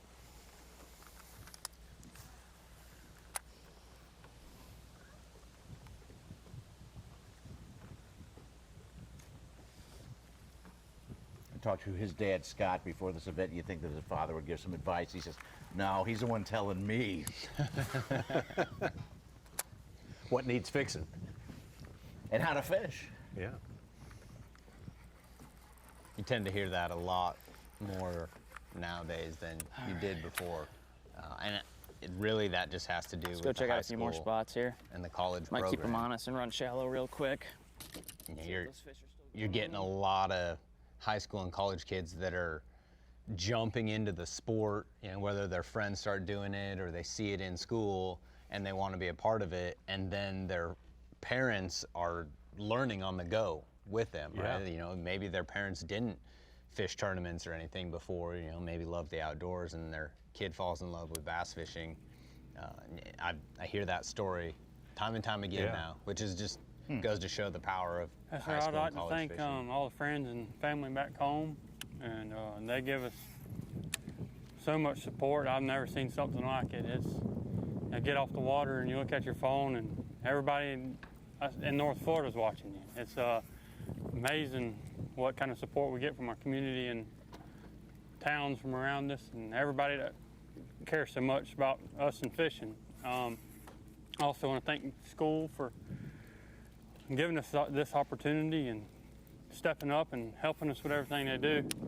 I also want to thank Lews and Tom Mann Fishing from Clewiston, Florida. He sent us some pretty sweet reels to use for this tournament, and it was pretty nice for them to do that. They didn't have to do that, and I've been putting them to work. I really appreciate everybody for all the support back home, and follow along. Thanks for following along with all of us through this journey for a dream.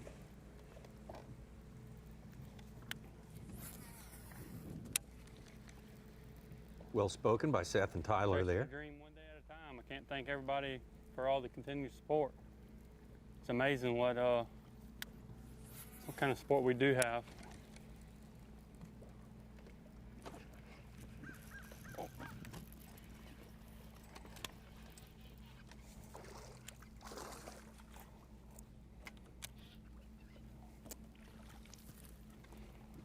All right, there's for all the people back home.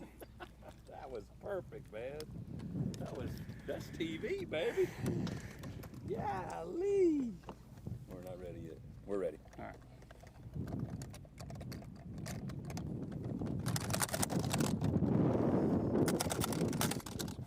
we go.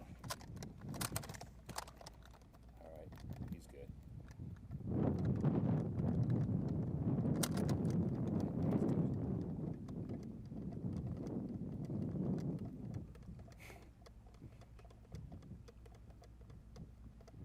1 pound, 5 ounces. 1 pound, 5 ounce. 1 pound, 5 ounces. Appreciate it. I think it'll pull up a few more ounces. Not much. I just missed one 4 or 5 casts before that, and it was a pretty good bite under the same dock.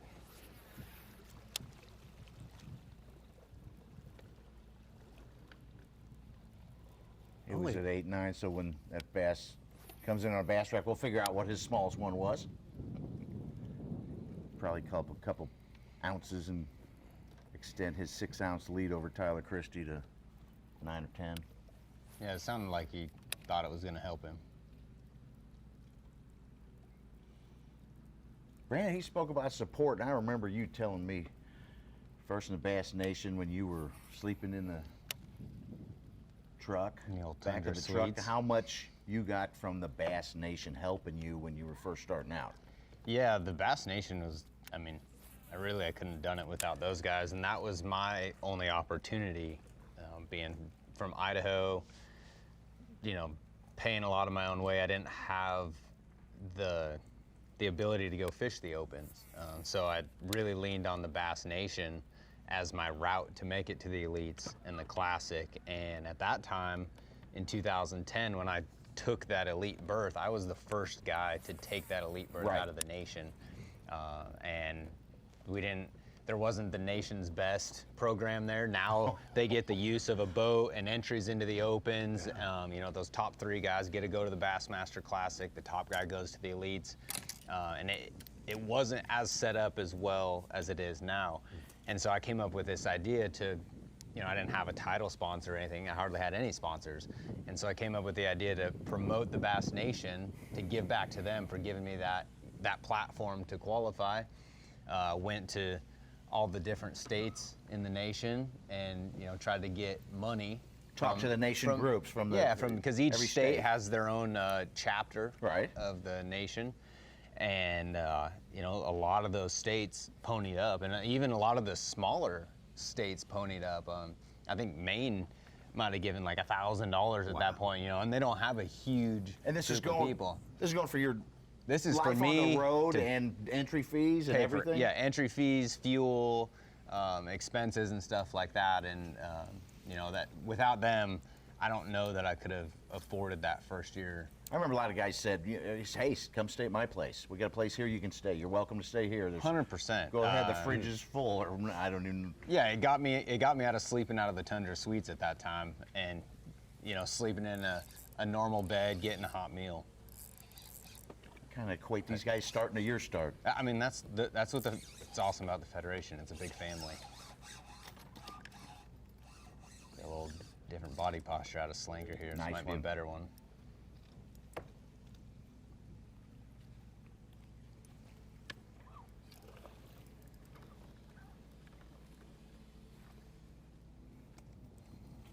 Let me get right here, go ahead. There.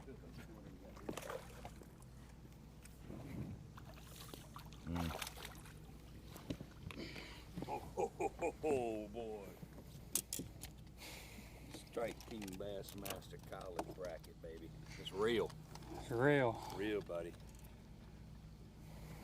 Ready? Yep, we're ready.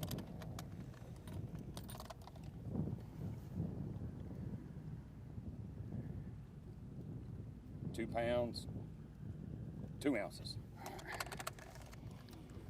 That'll call. Good fish. I think I just missed that fish on the chatterbait. A few casts ago.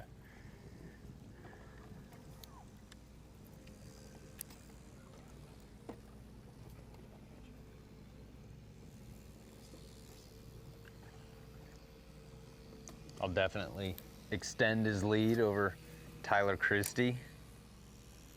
Whew. That was nerve-wracking.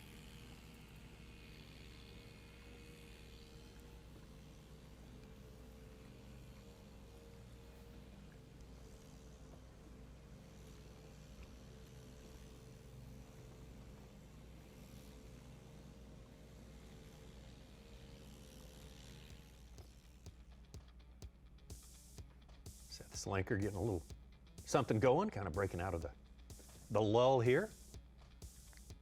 First of our anglers to do that.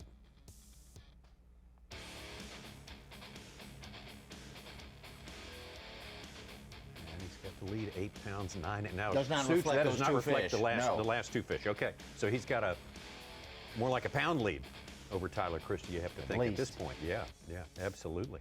Unchanged in the other match, Lewis Monetti still with 14 pounds and 5 ounces. Jackson Swisher, 9 pounds and 5 ounces, but plenty, as we say, plenty of time left to fish here on day number 2, semifinals Sunday. Only 2 are going to pass on to tomorrow, championship Monday. We'll have more for you moments away. Whoa! Look at the size of that bass! The Strike King Bassmaster College Series presented by Bass Pro Shops College Bracket at Lake Greenwood is brought to you live by Lews. There's Lake Greenwood. That's the site of our semifinal Sunday action coming up here. Lake Greenwood, a pretty good test for the best college anglers in the country as the top 8 have come here to put everything on the line. Head-to-head match fishing. We got day 2 of that competition, means 4 anglers out there involved in 2 matches. That's the way they are set up on the lake right there. Mid-lake seems to be the most popular area.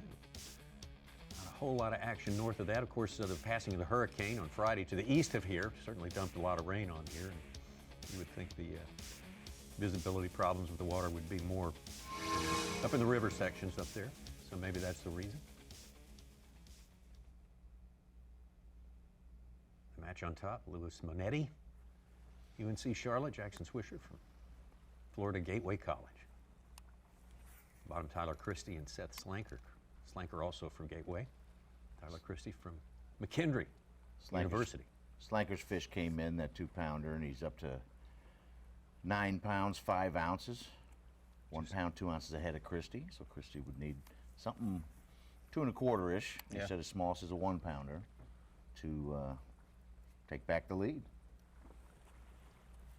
Golly, that lay down over there. Slanker's slowly creeping his way up. Christie? Shoot, there's too many to thank. Yeah, I want to be a little better than 1 even. I think with this water temp coming up, these threads been pulled out a little bit, but I can still see them on Panoptic, so if there's still fish chasing them, I can catch them.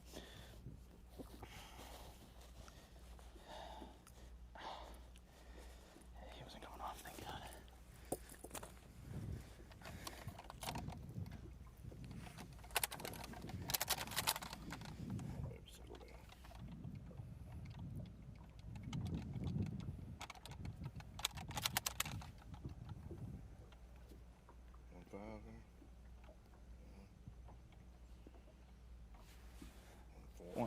Yeah. All right. Not a little cold, but anything's good right now. Should give him another 4 ounces, right, Such? Something like that. If it's close to it. He said smallest is a 1, so I'm not sure if it's 1. It's a little tougher to see him. These schools too with this wind blowing, but I can still see a few back there, I think, and I can hear them. They're right under the boat pretty much.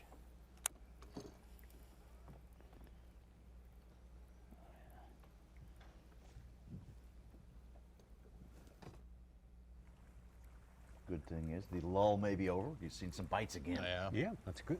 So back to that, is there anyone you want to thank for this year? There's honestly, I mean, this is such a cliche answer, but there's too many people to thank, man. First and foremost, though, my parents, just for supporting me and just being, honestly, just being the best support system they could ever be. They're 2 of the most amazing people on earth, and, you know, I can thank them for everything I've got in life. But overall, my friends, I mean, look at these guys coming out here to support me. There's more of them that want to be here, I'm sure. All the guys in the club for being behind us all year, the school for putting us up at every tournament, all our friends and family. Just been amazing, the support we've gotten this year, and to Michael especially for coming on and being such a great partner all year long. Oh, and it goes without saying, I want to thank the B.A.S.S crew. Those guys are just the best.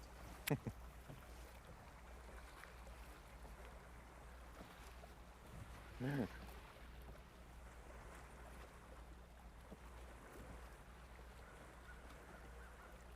brought up the point, Brandon, about the college phenomenon of anglers educating the parents. Yeah. Getting them sort of indoctrinated into bass fishing. You know, we started to see that when college started to bloom about 15 years ago. Then when high school came along, it was like doubled up in that direction. It was like baseball travel teams. Yep. I mean, the parents and the family, they followed those high schoolers around. Oh, they do. You show up to if you've ever been to a high school fishing weigh-in, it's not just the parents, it's the grandparents, the aunts, the uncles, the cousins, like everybody shows up to those events. You know, and some of those events may have 300, 400, 500 boats in those tournaments, and you know, so that ends up being a lot of people at those weigh-ins. And can we be all full frame now? It's cool to see how, you know, how much support they get. Yeah, it's high school really took off. The idea started in this office right here, about 1999. They saw a gap in anglers leaving from 18 to 25, the boat industry, and they thought, may help. They pitched it to Jerry McInnes when he was fishing with an angler, and they said, hey, that's a great idea. And they moved on. We had a ragtag tournament in Lake Monticello around 2003 or 4. Kind of built 6 it from teams. nothing, yeah.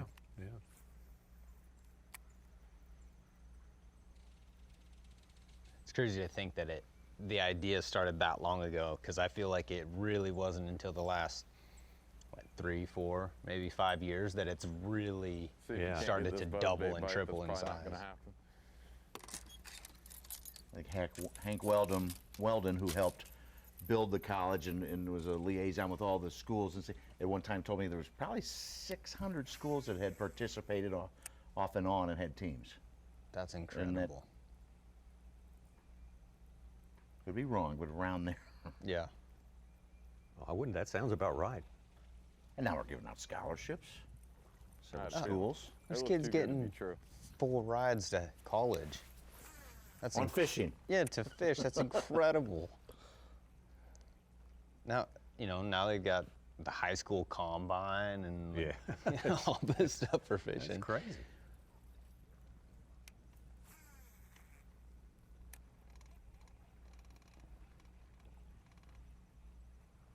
And we're producing Elite Series anglers.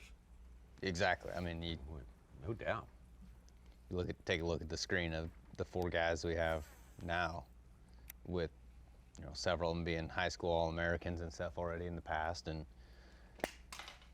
probably no doubt that one, if not more, of these guys will eventually be Elite Series anglers. One thing that is like guaranteed. A giant.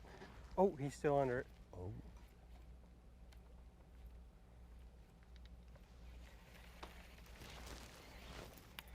Those are like giant fish, whatever those are.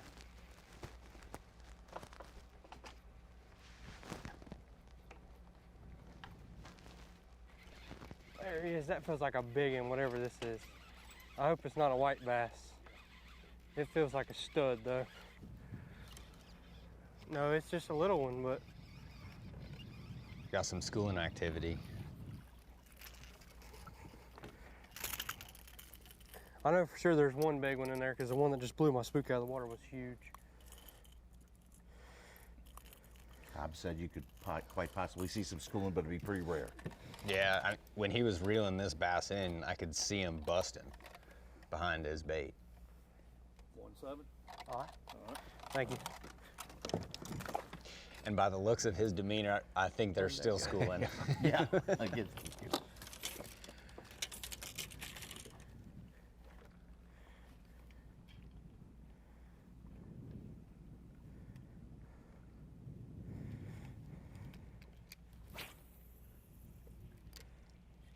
Tyler Christie got exactly a quarter pound. He is 14 ounces back of Seth Slanker.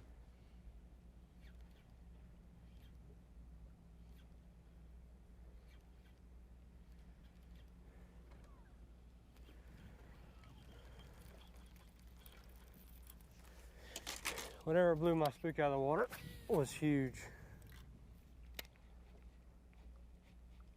You'll see that. You know, majority of your fish schooling will probably be spotted bass, but then underneath those spots, a lot of times will be big largemouth hanging out. So it would not surprise me if he had a big largemouth blow his top water up out of the water.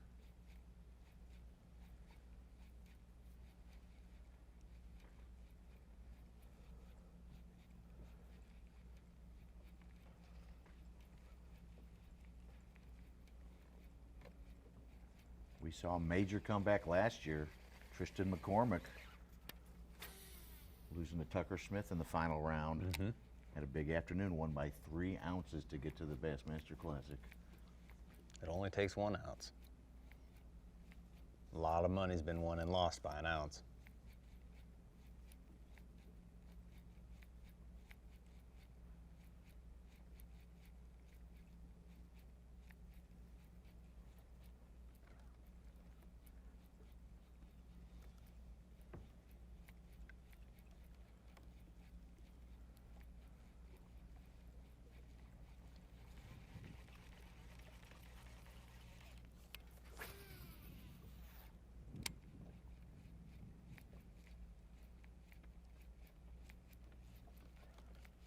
Selfishly, I was hoping those fish were going to just continue blowing up. Oh, yeah. Because I wanted to see them keep eating his top water. I want to see that. I'm sure he wouldn't complain about it either. Much as I'd love to fish for them, I just can't sit and wait for schooling fish.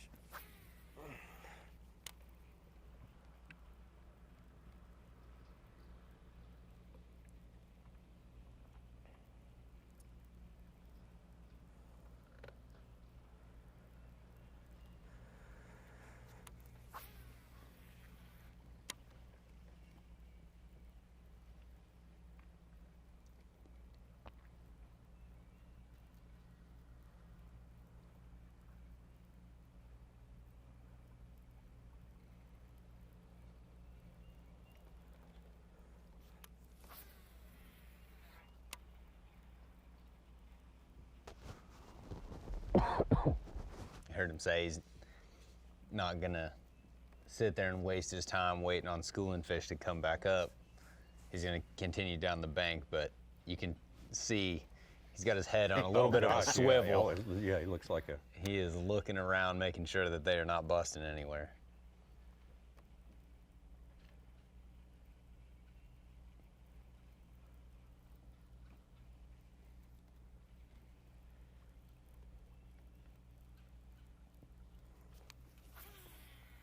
And a lot of times it's in the afternoon. That sunshine will start to pull the bait fish toward the surface, and then that's what will cause that schooling activity. You know, the surface of the water creates a barrier for those fish, and the bass know that, and so they'll actually use that surface just like they would use a seawall or a bluff wall or something. Exactly, they trap those bait fish up against the surface of the water. And then that's when you see that schooling activity. Is it the warmth of the radiation that brings the bait fish up there in the first place? Is that kind of... Yeah, I believe so. And I think it's almost a deal where it'll even, you know, bring some of like the phytoplankton and things up toward the surface as that water starts to warm. I think we even heard Tyler Christie say a little bit ago that he saw the water was warming. You know, and he even saw some schooling fish. Almost looks like he's seeing some schooling fish here now. But I think that's what happens a lot of times is that as that water warms, you'll get all of that bait fish and everything, the phytoplankton, move to the surface, and the bass, they just follow along with it.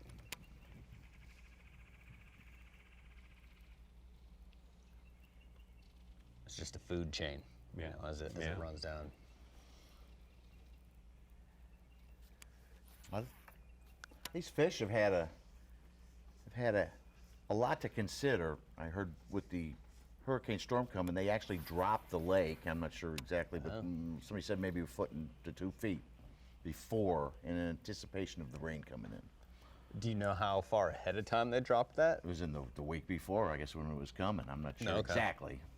I'm surprised that the shallow bite has played as much as it has, with them dropping it that much. But then again, they may have dropped it previously, and then it may have started to rise, so that could have pulled more fish shallow.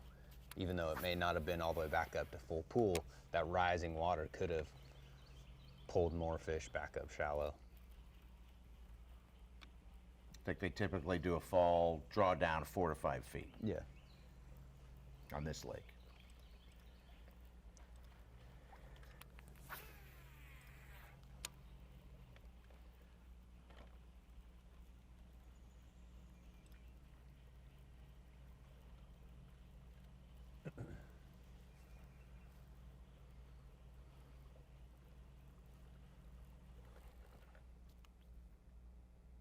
I also believe there's bite windows of opportunity. And I've seen this time and time again. Doesn't matter what part of the lake you're on, all of a sudden the entire lake, fish will start biting. And everyone starts catching them. I've seen that so many times here on Bassmaster Live. Let's take a look at how it's stacking up so far. No changes still in the match between Lews Monetti and Jackson Swisher. Still Swisher with a good deficit to make up before day's end. One winner in that one when it's all over, and one winner in this matchup between Tyler Christie and Seth Slanker. Right now it's Slanker with the upper hand, but a very, very close match. It could change multiple times before it's all over. We're going to take a quick break and come right back. Whoa! Look at the size of that bass! The Strike King Bassmaster College Series, presented by Bass Pro Shops College Bracket at Lake Greenwood, is brought to you live by Lews. The semifinals, that's today. Semifinals Sunday underway for the 4 anglers left in it. Bassmaster College Classic Bracket competition. One of these 4 is going to win tomorrow. Punches ticket to the Bassmaster Classic and all that means. That means a lot to an angler for sure. Let's take a look at how this competition is progressing today as we get close to the last couple of hours out there on the water. Lews Monetti still holding a good lead over Jackson Swisher. Fantastic morning for Monetti. Got up to a quick start today. Good tight match between Tyler Christie and Seth Slanker. Seth Slanker caught a couple of fish in the last 35 minutes in order to pull ahead for just a little bit here. But that one's still plenty close, and anything could happen in the time remaining. Let's get back out to Seth Slanker.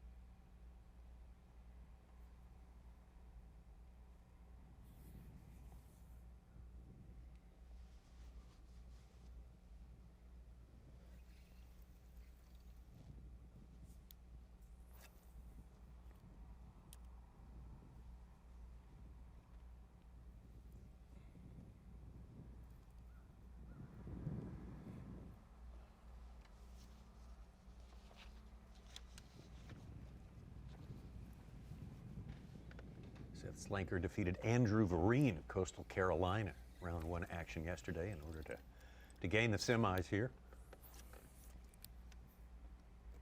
One of our double-digit bags at 10 pounds, 13 ounces.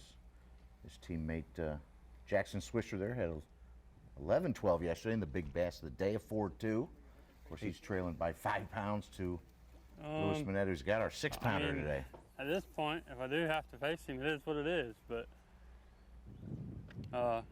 we kind of fish the same way, so we're probably fishing over the same stuff. But hopefully we don't have to face each other. I don't know. Part of the game, though. I told him going into it, I said it'd be pretty cool if we did get to face each other. It'd be pretty interesting back home. I'm thinking Swisher made a move up the lake. Ran for a long time and fished together more than I can imagine how many times we fished together. Just oh Lord, we started in high school freshman year, and then 4 years of that, and now 2 years of this. And before that, we fished all the local ponds around the house that our moms and dads will take us to and drop us off. Fish tournaments on Wednesday nights and Thursday nights. They had to drive us to. We were only 14 and 15 when we started fishing tournaments.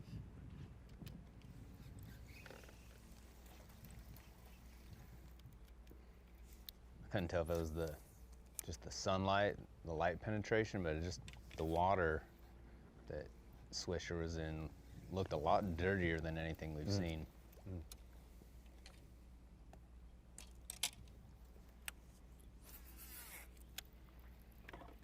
Swisher is our one angler this week who's dipped his toes into the professional ranks. Fished the 2021 Open on Douglas Lake. Led for a day and ended up 6th place, winning almost 12 grand, or more than a little bit more than 12 grand. Pretty good feedback. Positive feedback there. He's fished like 4 or 5 of them, I think, opens He's through the year. 5 B.A.S.S. Open entries, yes. Yeah. Mostly Florida. Was that his first one on the boater side? Do you know? Yeah, in 2019 he fished one on Harris Chain. Okay. I believe that was his first one. 2020 he fished Kissimmee. In 21 he fished the Norman, Douglas, and Harris.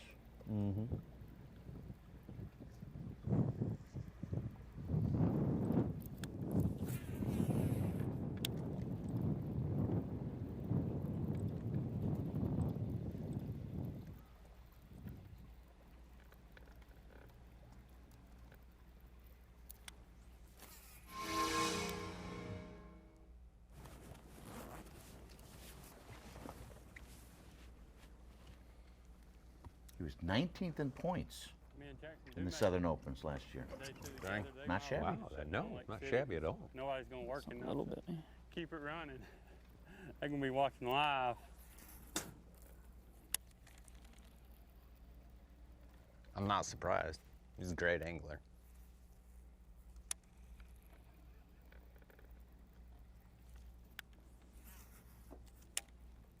He could lose just by bad luck of the draw of running into the buzzsaw that is Lewis Monetti today. Yeah, because he has the second highest weight of the day. At the highest yesterday. All right, I'm gonna run to some more docks. You mentioned that during the break. What would the seeding have been like if they did get to fish and not be hurricaned out on that seeding day? Yeah. They're supposed to figure out by weight who was the top seed and 2nd and 8th. Yeah, I mean, there's nothing they could have done about it. They made the right call with the crazy conditions they had. But it would have been really curious or really interesting to see what that seeding would have looked like if they could have been able to get out on the water on their actual seeding day.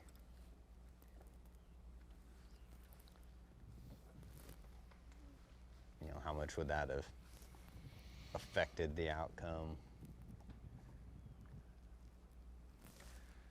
May not have affected the final outcome, But it definitely could have, you know. I mean, Jackson Swisher and Lewis Monetti could have been against each other yesterday, and Swisher would have had the upper hand yesterday. Yeah. And would have knocked out Monetti yesterday. Yeah. You know, I mean, a lot of things could have happened. He ain't gonna call much, but he'll call. McKendry's Trey Schroeder would have beaten 4 other guys yesterday, but he lost his first round. Yep. That was a cool bite. Hold on 1 second. Why couldn't that one I lost get hooked like this? Look at that. He ain't going anywhere.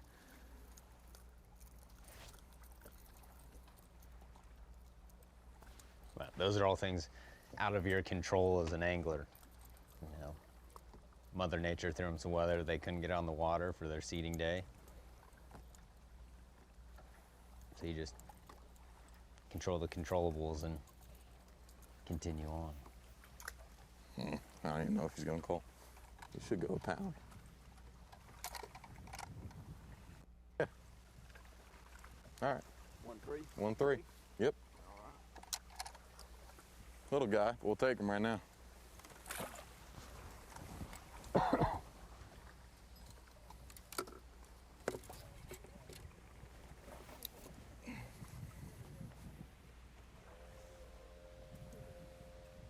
One, 3.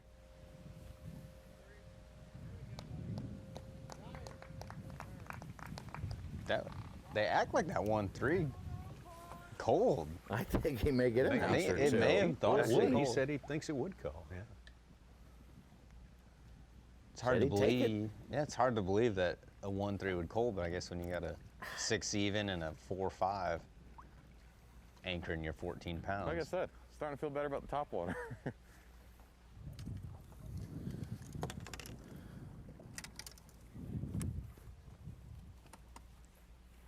Well, that ain't gonna stop me from dropping the old jig under the dock.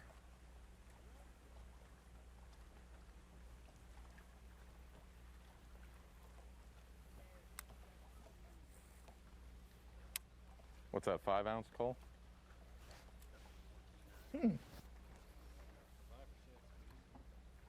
What's that? 5 or 6 at least. That 14-ouncer hold on a long time. Yeah, so he had a 14-ounce bass was his smallest. So put him around like 14.9 or so. Exactly. Just popped in.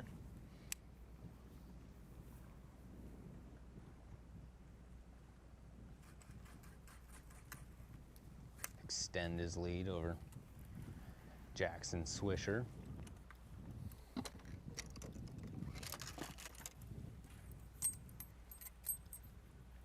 Little under 90 minutes fishing time He was big.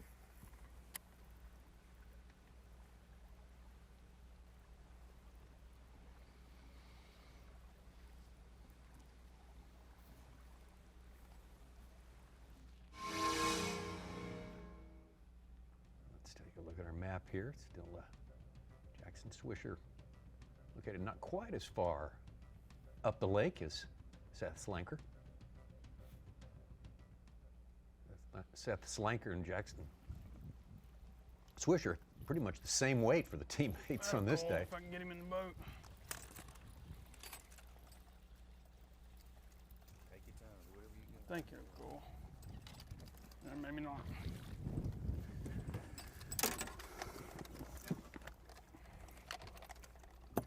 Ready.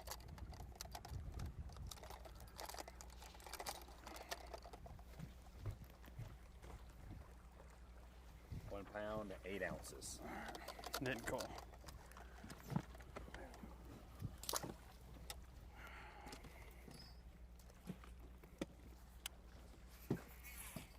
Felt bigger than that when he hit it.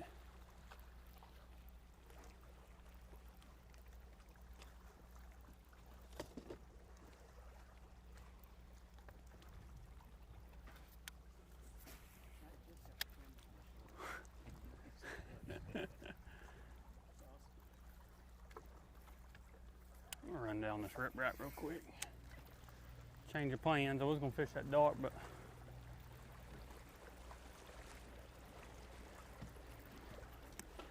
I almost wonder if him being our furthest angler up the lake right now, he's also getting the most bites. And we saw most of our anglers down the lake yesterday. If maybe there's just less pressure up on the upper end of the lake, there's still more fish up shallow that haven't been beat on a little bit. Be curious if he keeps moving his way up. Have not seen much boat traffic anywhere. I think I saw a pontoon boat go by a couple hours ago, but that's about it. You'd have to think after the last 2 days, 8 guys yesterday, 4 guys today, most all of them fishing down on the lower end of the lake, that nearly every dock on that lower end has seen a bait at some point in the last 2 days. And Seth Slanker kind of sliding his way up north a little bit further than anyone else today.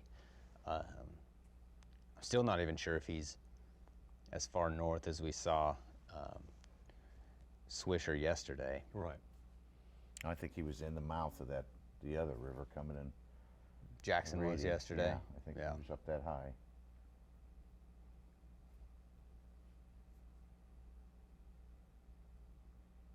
Christie.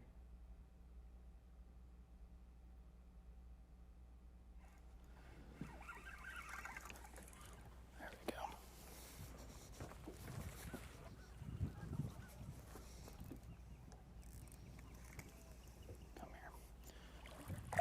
Come here. Where's my bass? There we go. All right.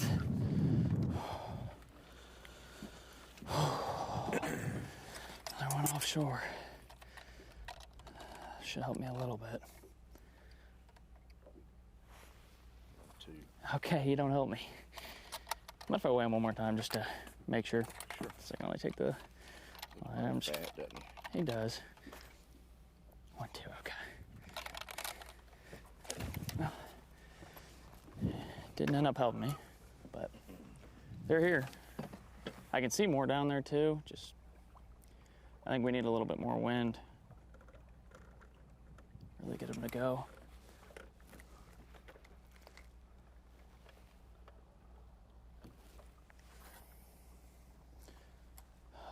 Just 14 ounces back is Seth Slacker. He's about at least a 2-pounder. I think his smallest is maybe 1 and change.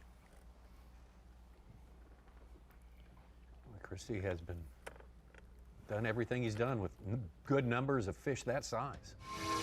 Get himself a good largemouth would be a whole new attitude, I would think. Let's go down the lake, Lews, Monetti. Back to the docks. He's in another one of those short-looking pockets again.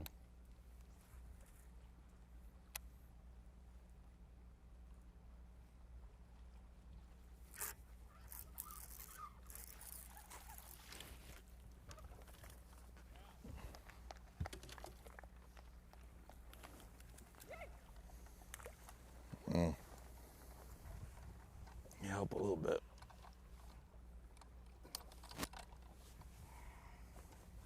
Two ounces. Oh, come on. Come on, buddy. 1-4. I'll take it. 1 ounce, Cole. 1-4.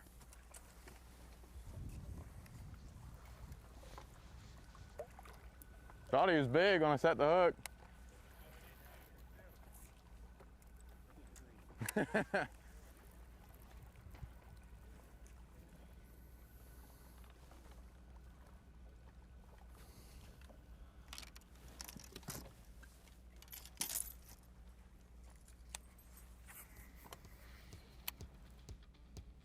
Lews, Monetti.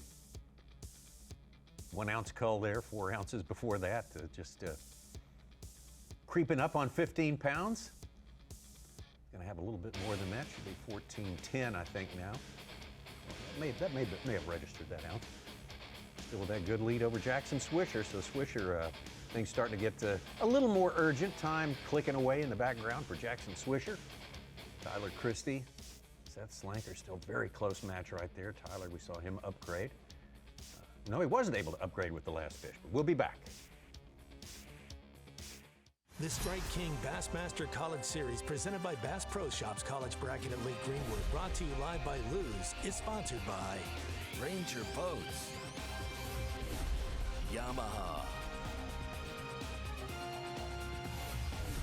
Toyota,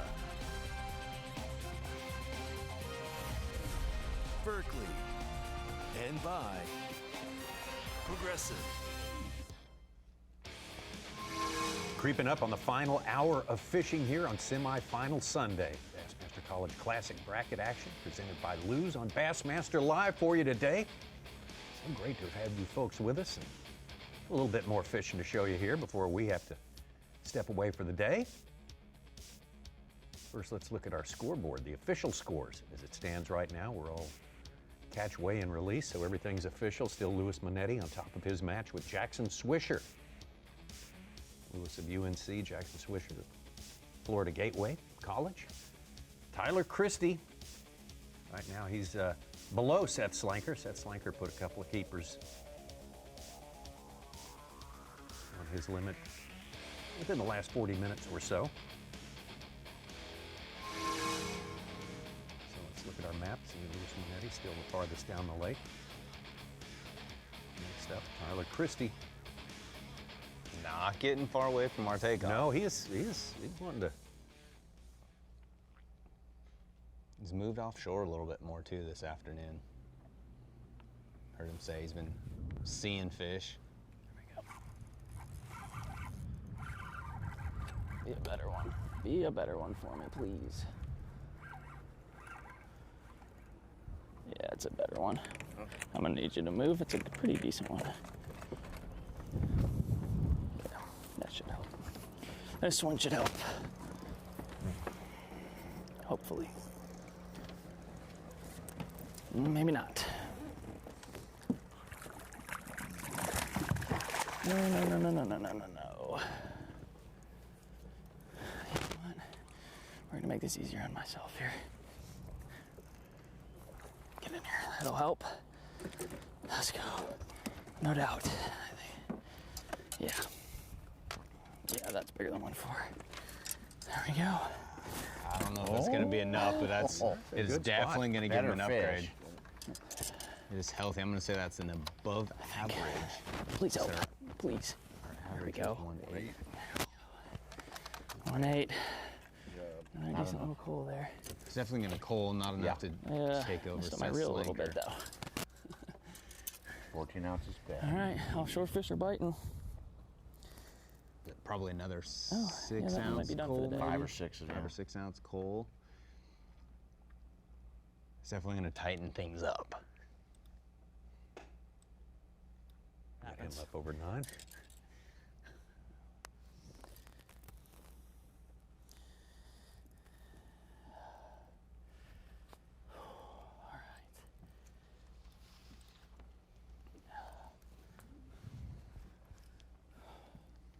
Slanker has 9.5. Christie has 8.12. Looking at 9 ounces right now. It's a 5 ounce upgrade.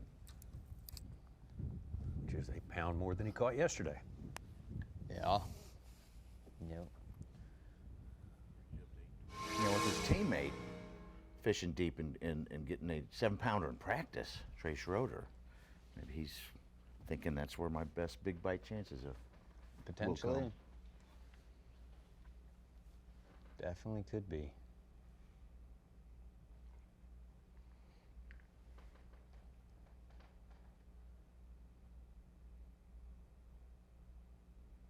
That is going to be a tight race.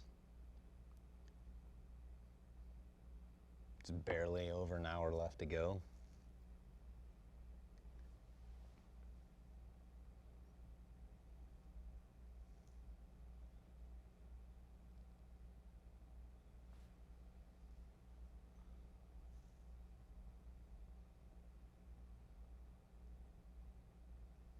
When it came in yesterday, tournament director Glenn Kale saw a video of him saying, okay, no information now that you guys are officially eliminated.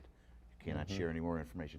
A decade ago, there was a team that we used to have tournaments out here in Lake, and they had a spot, and they'd pass it down to their next year teammates. Oh, really? Yeah, special like underwater bridge they found. Or Gotcha. We're out at Lake Momel, you mean? Right? yes, Yeah. yes, sir. So it's like when the seniors graduated, it was like a rite of Yeah. passage. Then Yeah. the new guys got it. That's I right. fished there a couple years in a row, I believe. Yeah.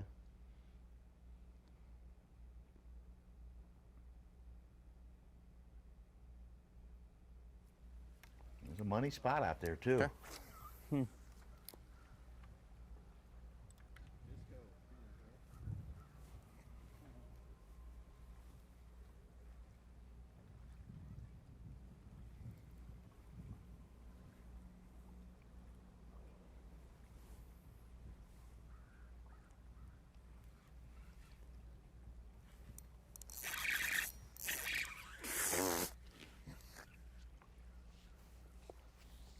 Yeah.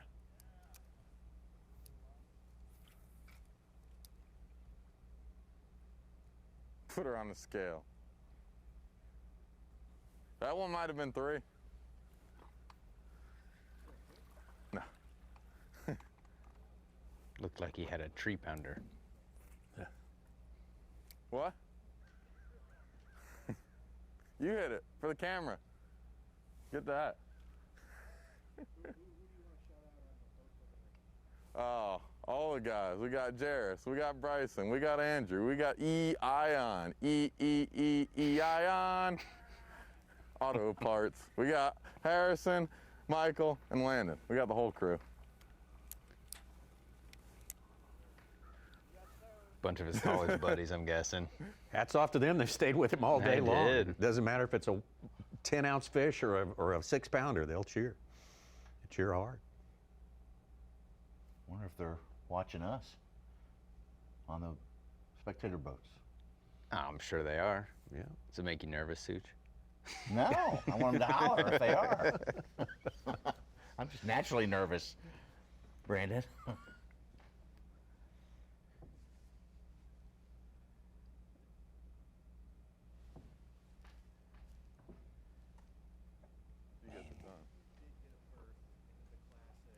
Yeah. Yeah. No, absolutely not. I believe, unfortunately for the old girl, or fortunately, honestly, this is probably the end of the road for her, win, lose, or draw, as far as big tournaments go. She served her purpose, and well, I might add. I assume they're talking about the boat. I do believe so. Yeah. I think that's what I gathered.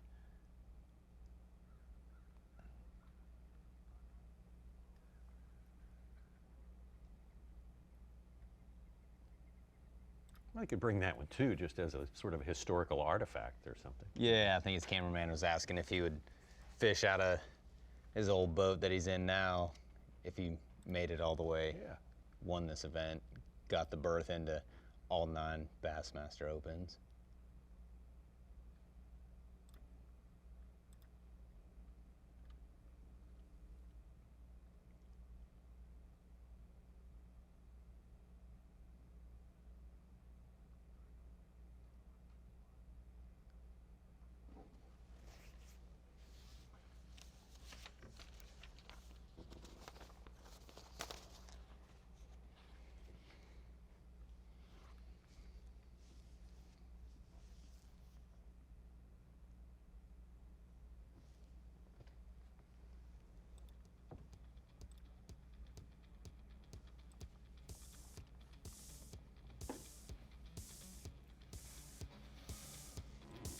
Getting real close to our time running out here for Bassmaster Live today. Of course, these anglers are going to fish for another hour, and a lot can happen. Such, Brandon, within an hour.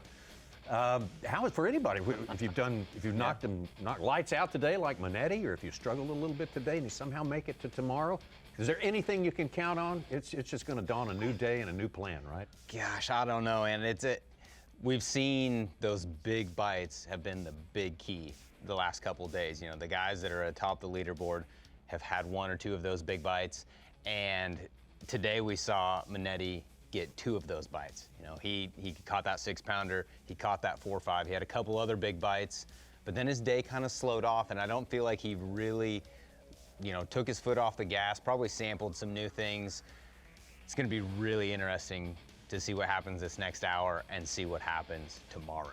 All right, great. We're going to have you around to get us set up and get going tomorrow before you have to head back home. And I've appreciated everything so much, Brandon. It's gonna be a lot of fun. Oh yeah, oh I think so too. Looking forward to getting back in here for a couple hours in the morning, seeing who we end up with head-to-head tomorrow. If it's anything like the first 2 hours today, then it's gonna be worth the trip. exciting. Yeah, yeah. Tomorrow we're gonna change somebody's life. Come here, Daddy got you. Yep. Yeah! Oh, absolutely. We're gonna make some dreams and crush some dreams. Worthy bunch out there today, that is for sure. They have been through so much in this year of 2022 to get to this point. It's a shame that 2 of them will have to hit the road after this one, but man, oh man, they've got nothing to be ashamed of. They have put in the work 4 this1/4. year. Just, come on, give me some, give me some. We're going to see you right here, Bassmaster.com, starting at 8 a.m. Eastern Time. Full coverage going to take you all the way till the end of the day, till line's out, and we have our bracket champion. Will be headed, punching his ticket to the Bassmaster Classic. Should be a lot of fun. Again, 8 a.m. right here, Bassmaster.com. You can stay in touch with Bassmaster.com for today's results as well. Check in. We'll see you tomorrow.